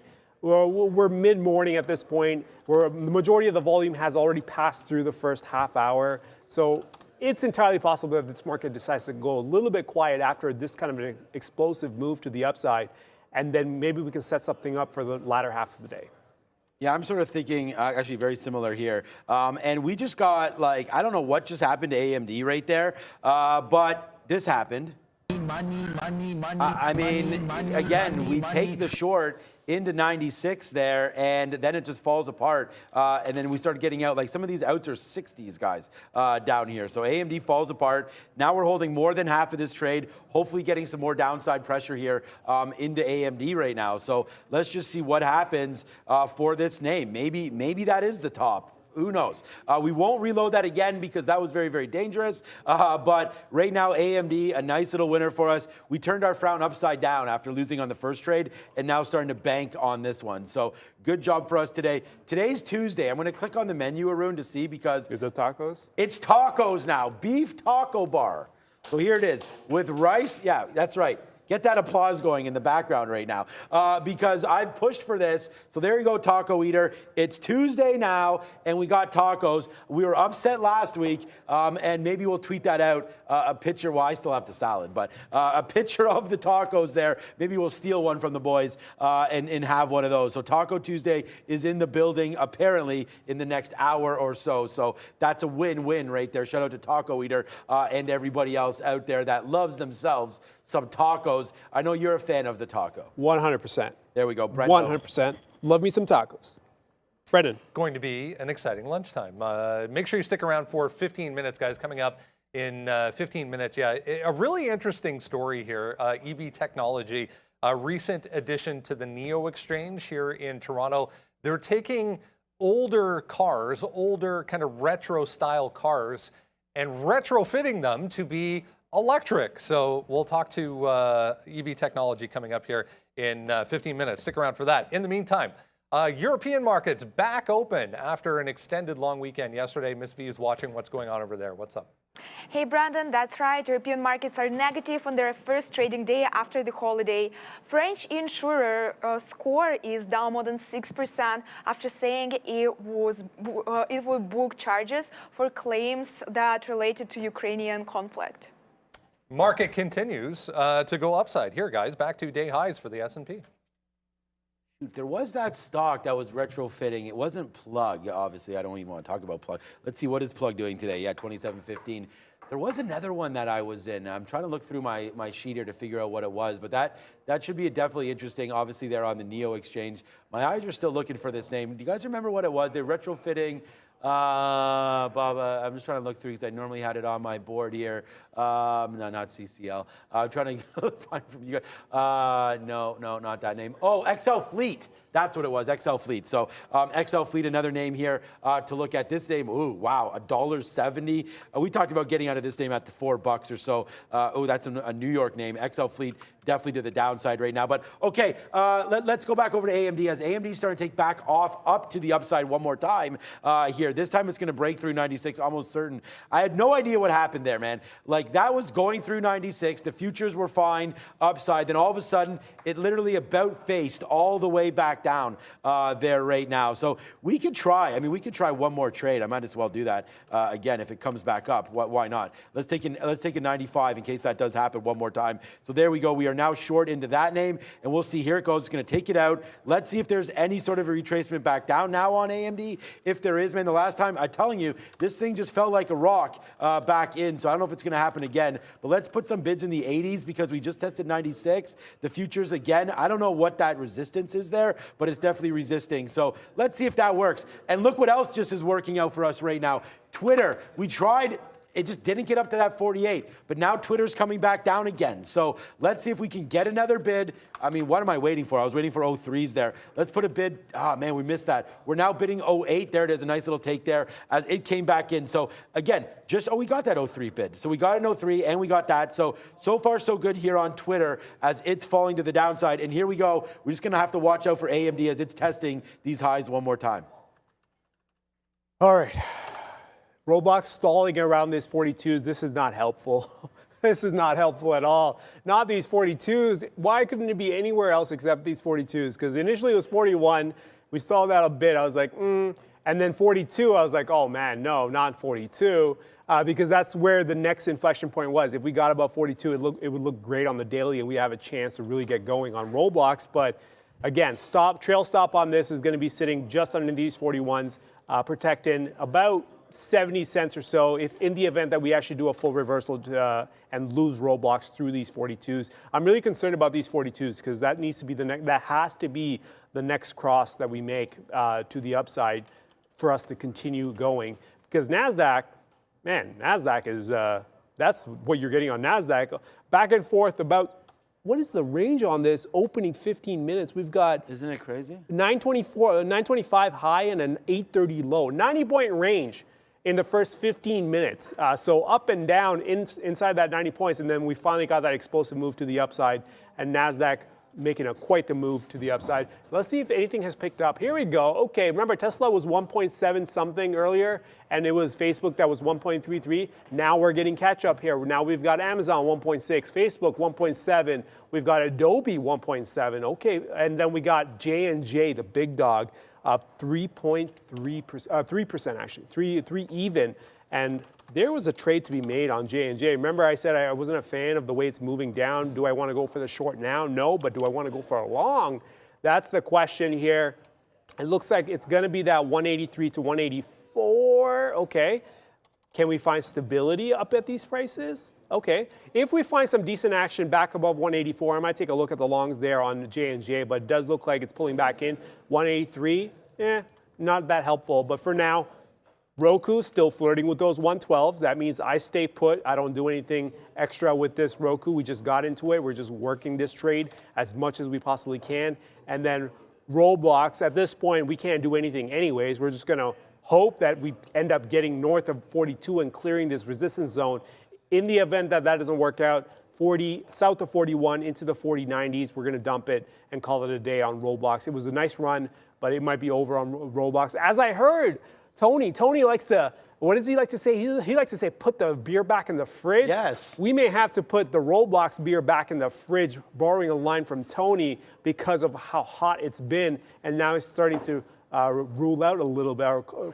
It's starting to maybe not be as helpful as we want. So here we are. Like room temperature. It is. It's starting to mellow out a little bit. We don't like the taste of Roblox when it mellows out. Put it back in the fridge if we lose that 40-90 break to the downside. Hopefully we can get Roku going though. Roku would be a nice little pickup because it is lagging behind. What is Roku? Roku is actually, what is Roku? Up 4%. You say lagging behind, but all that movement is like pre-market movement. I don't even know how to say this because it's 4%, but it doesn't look like it's moved 4%. It just looks like it's one pop sideways. So it is up 4% on the day, up $4.28. Okay, yeah, some good talk there. Look, so I'm officially putting this into the fridge now. So AMD can go in there and wait for that 96 break. So I still feel like my face is peeling here as we go. I have to ask the wife.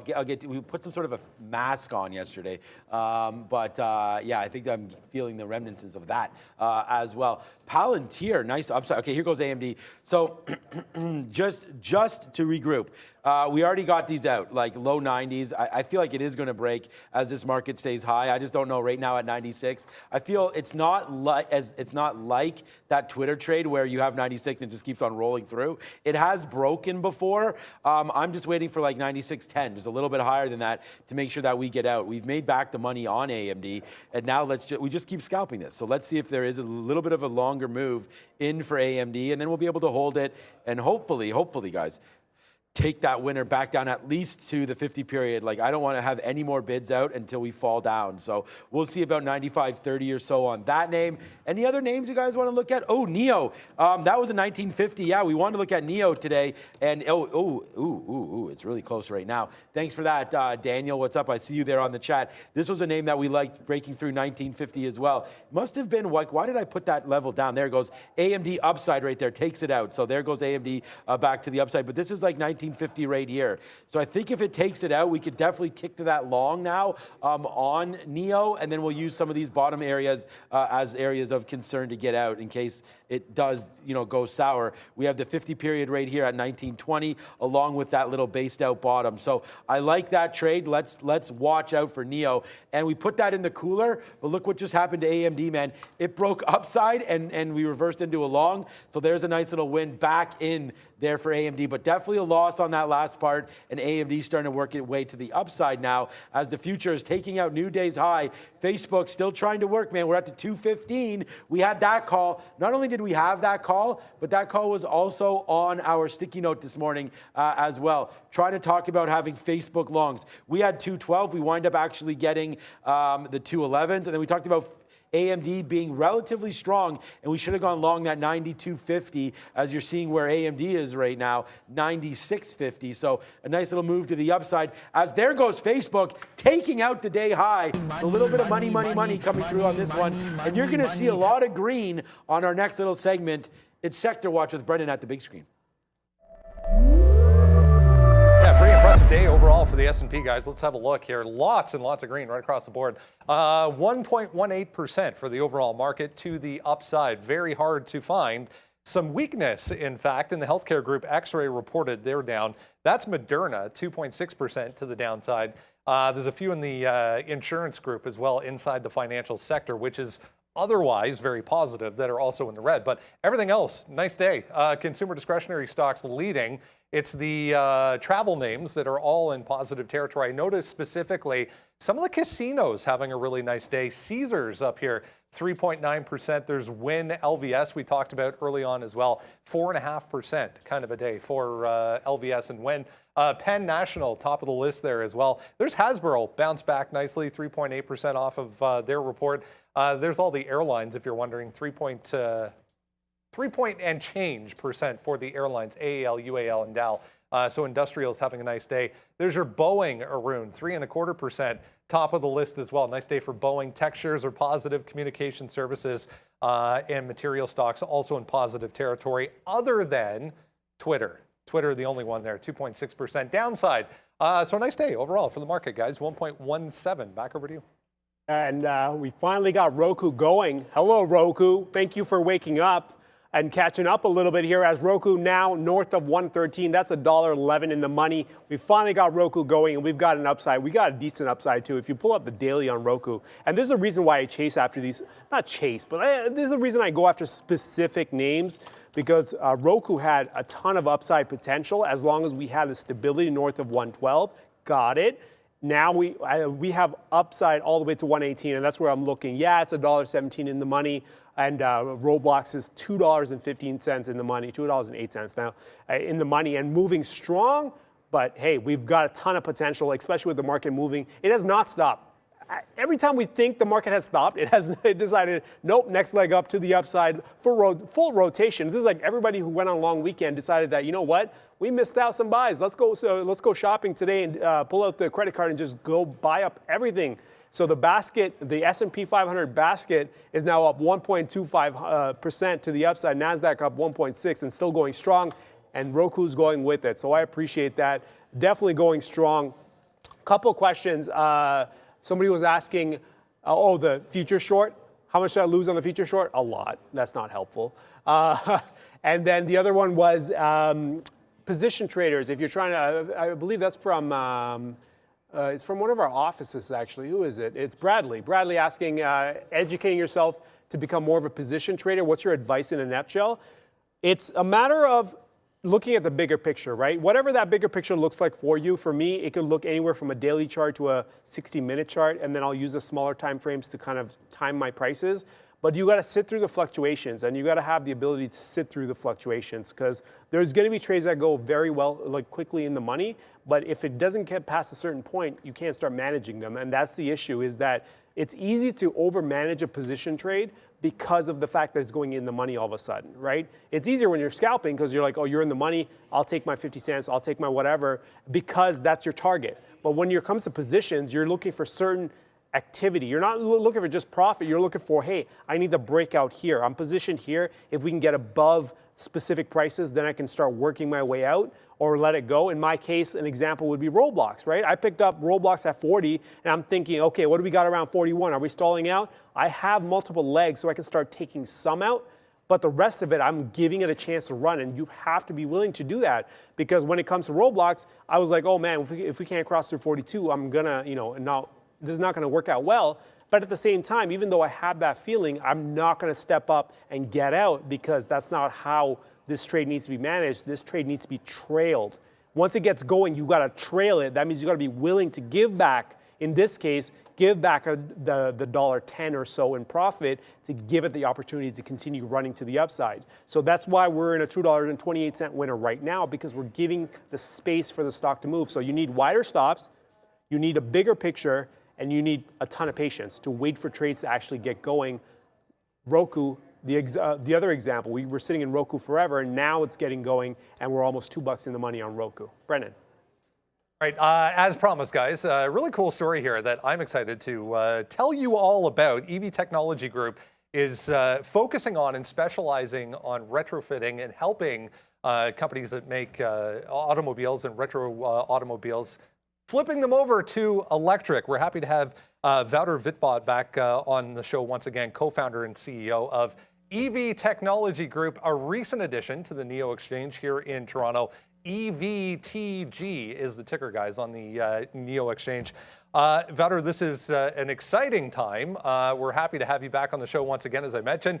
Tell us about this concept, because it's kind of outside the box a little bit, but something that I think a lot of people will be interested in. When you're starting a new company for the public markets, it's always easy to start something that you're really passionate about. And I'm a massive petrol head, I'm a massive car guy. But as I started thinking about, what kind of vehicles to purchase as we inevitably need to move to electric, there are very few cars on the road that excite me. So I saw a gap in the market and came up with the mission for EV Technology Group, which is to electrify iconic brands. And we started with the very iconic brand called Moog, which we all know from its history of being featured in James Bond 4 times. Brigitte Bardot made it famous. And then most recently, some of you will have seen the Kim Kardashians purchasing around 6 Moogs over Christmas. And that's just something that I think an icon has with its brand equity, and that's what we're bringing to market. Let's talk a little bit about the concept here and how it works and the overall business model. Very, very cool idea, as we said. But what is the concept here? So we're going to these companies and saying, hey, let's work on getting you over the hump and transitioning to the electric side of things. Tell us a little bit about how the actual process works going forward. In the market, there are probably hundreds of different brands that have existed over time that now either are dormant brands or they're sort of small series production, but they have legacy brand value. Reddit forums that are talking about these brands, kind of a fan club that if this car would to exist in the current world, you'd have a whole plethora of buyers for those cars. So what we're doing at EVTG is rather than investing in developing a new brand, we're taking existing brand equity and then helping that turn into an electric vehicle, thereby benefiting from a lot of the cost savings and the marketing value that is already residing in these brands. So when we look at the space in comparison to what EV Technology Group is doing, tell us, how this is a different concept overall. I mean, everyone's heard of Tesla's story, obviously. There's Rivian, there's Lucid, there's Fisker, there's so many. Where does EVTG maybe fit into this space? Yeah, when you see where EV Technology Group really fits in is when you compare to other players in the market. If you think about it, they have to do two things, which is really hard. They have to build a car, and then they have to build a brand and bring that brand to market. Now, everyone in the automotive industry will tell you that building a car is very hard, especially with the newer technologies that we have today. Everyone in marketing will tell you similarly that building up a proper brand is very time-consuming and costly to do. So we're taking away one of those two equations and focusing on leveraging existing technology to bring some of these brands to market. Somebody wanted to maybe, I'll put you on the spot here a little bit, Wouter. If somebody wanted to, maybe they had, one of these older cars just sitting in a garage somewhere that they love and cherish, and maybe want to bring it into the future and do this kind of retrofit themselves. Is that something that the company makes available as well? So there are great companies that do that in the space that, for example, retrofit, like, let's say, your Rolls-Royce or your Jaguar. From a macroeconomic perspective, we see that as a finite market because there's only so many of those classic cars available in the space. So in order to create the maximum long-term shareholder value, we focus more on creating new cars that are fully homologated and can be driven on the roads in North America, Europe, and other countries as well. I love the concept of really kind of tapping into, the passion behind this, because so many people get, that attachment to these vehicles and really want to bring them into the future as time goes by. What can we expect here from EV Technology Group? It seems like a concept that's really, has unlimited potential. There's three things really core to our strategy. So the first thing is, of course, the strategic and iconic brands that we are acquiring. Moke being the first, but obviously we are looking at other brands in the space. Then critically, and where a lot of EV startups fail to address, is having access to proper supply chain and manufacturing capabilities. So that's something that is core to EV Technology Group in having that capacity in-house. And then for many of our brands, which will be direct to consumer, we're focusing on the distribution of those in the different markets through flagship stores. We announced the first one in Saint-Tropez, and within due course, we're announcing more of those plans, both in North America, Europe, and other locations as well. Really interesting story, and excited, I am personally anyways, to see how this progresses and moves forward throughout time. Again, guys, EVTG on the NEO Exchange, the ticker here in Toronto. The NEO Exchange listing in Toronto. Wouter Witbot, co-founder and CEO of EV Technology Group. A pleasure once again. Thanks for having me. Have a great day. Really, really interesting story there for EVTG, guys. Yeah, great call there. I mean, I think that those are kind of the names that you want to get involved with. New names, passionate guy, and technology, right? I mean, the EV space is going to be talked about now forever. And I like the idea of retrofitting as well.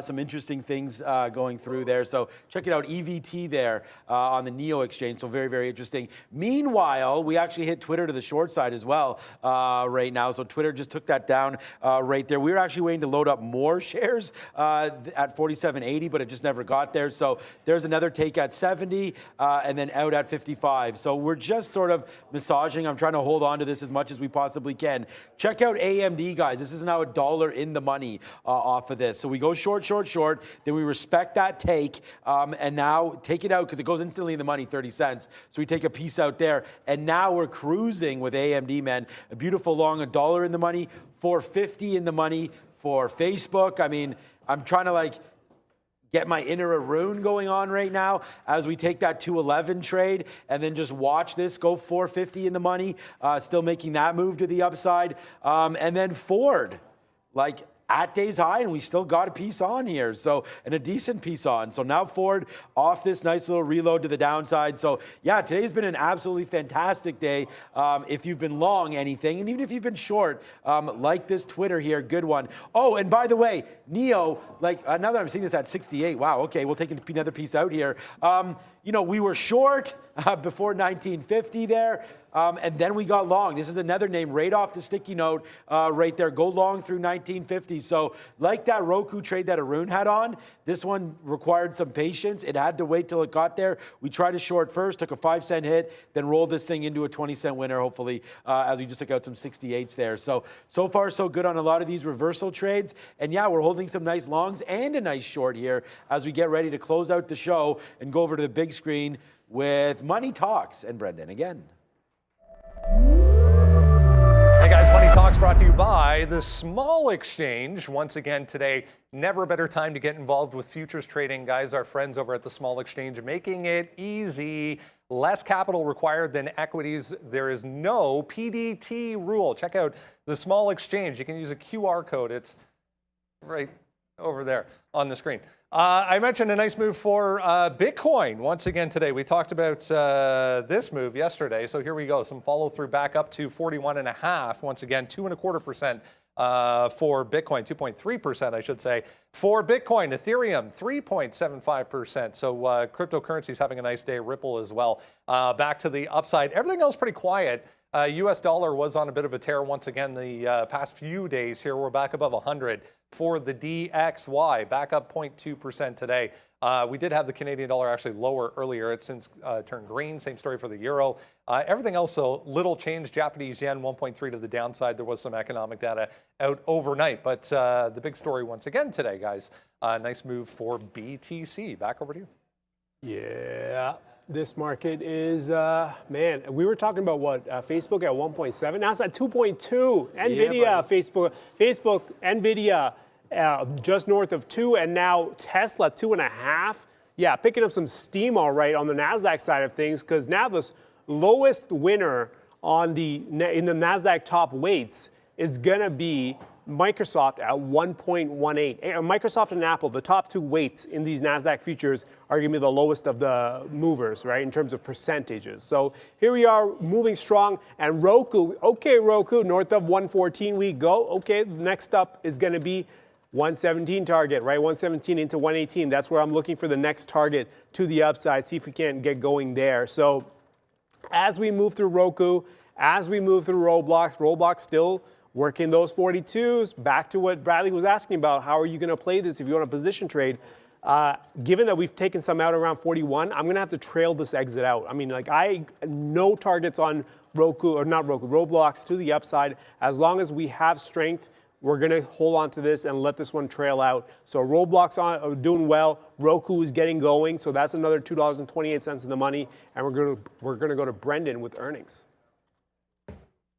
It is about that time. Let's get you caught up on what is to come after market tonight, guys, and before the open tomorrow.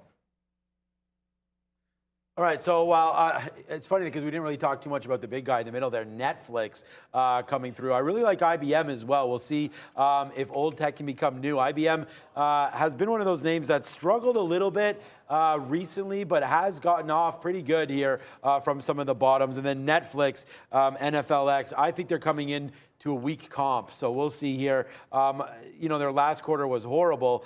We all saw that major decline right here last report back in January from 520, guys, all the way down into this actually, that wouldn't have been the last one. April, May, June would have been the last one, but down into 520, back down to 367, and now kind of just cruising around. We'll see, man. They're still in trouble at the downside. If they don't get a nice daily active user growth here, then this name could get hit again. So we're looking at the daily active users on this or the monthly subscribers. I can't remember which one they go with, but we'll wait to see here as Netflix going to be in a little bit of a problem there, needing at least that 3% growth rate, I believe is what they're looking for. So we'll see Netflix tomorrow, but definitely going to be worth a trade here. NFLX and then IBM we talked about. I mean, Procter & Gamble, similar to J&J, probably a name you want to get long with as well. IBM off the 1 minute today. What are we up here? We're up 1%, but this is what IBM has been doing, and this is what I mean. We had that high of 132, faded back in. So yeah, let's see what happens with IBM. Good couple reports coming through tomorrow. IBM, Procter, and Netflix. So should definitely get some spice back in this market. Well, it's already there. Spicy. Spice. Hit the spice. Sean loving the spice because this is hot enough as we're running to the upside. Still going strong. You know what's hot? Roku. Roku on fire now, finally getting going. Late to the party, but finally we're getting that movement here. Now it's approaching 115. That's almost $3 in the money. And before we go to Miss V, I'm just going to give you guys this real quick. That's your sniper shot. That's only going to be for Roku and Roblox because I'm completely whiffed on the future side of things. But Roblox and Roku moving strong with that sniper shot. And here we go as we approach 115 on Roku. Valeria. Hey guys, it's a great morning so far, and I just want to ask you to make sure you like this video because we have still 5,000 people watching, only 1,400 likes, and of course join Market Movers right after to continue this beautiful green trading day. Happy National Garlic Day, everyone. Yeah, I can get down garlic. I love me some garlic. We'll grab some garlic there. I mean, there might be some garlic. I don't know. You put garlic in tacos. I think the meat may be seasoned with some garlic. Yeah. I don't think you put fresh garlic in there, but it is Taco Tuesday here today. So yeah, I'm down with garlic. I know Brendan's a foodie, so we don't even really need to go over to him. He's going to be down with garlic. Is that correct, Brendan? Yeah, Always and forever. Yeah, it's actually very good for you as well. Yes. Which is always a benefit to eating, guys. Cleanse that system with some garlic. We just reloaded here on Twitter. But yeah, good day today. Some good, interesting news pieces that came through. Twitter, we just reloaded and is now like 20 cents in the money off that last reload. So that's great here, guys. So that's going to be good. This is what we've been doing. Like, this might be the trade of the day. I don't know. Just all of these reloads here on Twitter to the downside. My number one stock today is going to be TWTR. So there we go, man. We're not going to hit any Pew animations for that one because those are Arun's, and I want to thank Arun again for coming through today. Good day. Obviously, the futures, you've hit that a couple times about how that one just took off, and that is what that is. And that's part of the risk when you're trading the futures, obviously, because it's not like you have single stock. Like, it's literally the market. So we'll watch out for that. Maybe you'll be into something in this afternoon. We'll see. I mean, things can happen. We'll see if it rolls over. But yeah, Bitcoin, a nice day up to 41.5. Ethereum, 31.2 right now. We're going to have a big show for you again. Coming in the afternoon or coming in the midday show. We'll be back at 2 o'clock, but in the next 30 seconds, it's going to be Miss V, it's going to be Ian, it's going to be Brandon, and hopefully it's going to be Luca, maybe Tony will make an appearance on the show as well there. But yeah, we're getting ready to get locked and loaded for that, and we're really excited too. Hopefully early May, we move everybody over to that new spot right now. So I haven't been participating too much in Hydration Nation, but thanks to Miss V for the, let's dab this up. There we go, with the water there. So shout out to everybody. Get liquefied, guys. But only 5 seconds left. Thank you to Mark, Lucas, Fahad, Brendan for the big show again today. And hey, look. Okay, they're not ready yet. So thanks, Fahad, for that one. They are not ready. But you know what is ready, Fahad? Twitter right now. As Twitter's starting to go there, if we have to stall next time, maybe not within the last second. Oh, they just changed it. Okay, we're getting ready to rock and roll on this one. So here we go. Yeah, no problem with that. Twitter coming back to the downside. I'm going to continue to trade this one. This is my number one stock today. And for some reason, it just fell down again off that 48 level. So I like that trade. I think this is going to be one that continues to work for us. Twitter to the downside. Facebook, I'm not sure where to get out of this one, my man. I don't know. I know you have targets for Roku. You have higher targets. Yep. But right now for Facebook, maybe a 215 take to the downside. We get out of this one, and then we'll just say whatever to it. But the futures are starting to come back down. So a little bit nervous time here for this Facebook trade. But we still got 35 cents before 215. So far, so good on this one. Down goes Twitter. Taco Eater saying, pass the hot sauce. No word of a lie, the amount of hot sauces that I have in the fridge are ridiculous. So yeah, I do like me some hot sauces. You know what else is hot? Roku on fire, now taking out 115. Here we go. As Roku now, well, as it's coming back in now, but it was just north of 115 and a $3 winner on Roku. It is starting to accelerate finally. Roku accelerating as we actually are starting to take a break on the futures. Futures, we'll come back into it in the afternoon. I'm probably going to have another trade to make on the futures at some point because we're starting to enter some levels that are going to be interesting to watch. 44.65 was an area before we head up to the afternoon show. Let me pull up the ES futures. 44.65 was an area that I wanted to watch. That's the next zone. We are inside of that zone, but man, respect the strength. When this market is giving you the strength, respect the strength. There's no way I'd step in on the short side here with this kind of movement. Not yet anyways. So we'll wait a little bit more. If we get some weakness, some more weakness, maybe there's a short in play. But again, with the market up 1.5% on the NASDAQ side, we're going to wait this one out. With that said, we are ready to go over to the midday show. What do you got, boys? Boys and girls, actually one girl, thank you Arun, and it's Miss V. I will be starting this show with Ian, well, later maybe Luca and Brandon also will join me, but for now guys, welcome everyone. What a great crazy day, markets are positive, QQQ up 1.50%.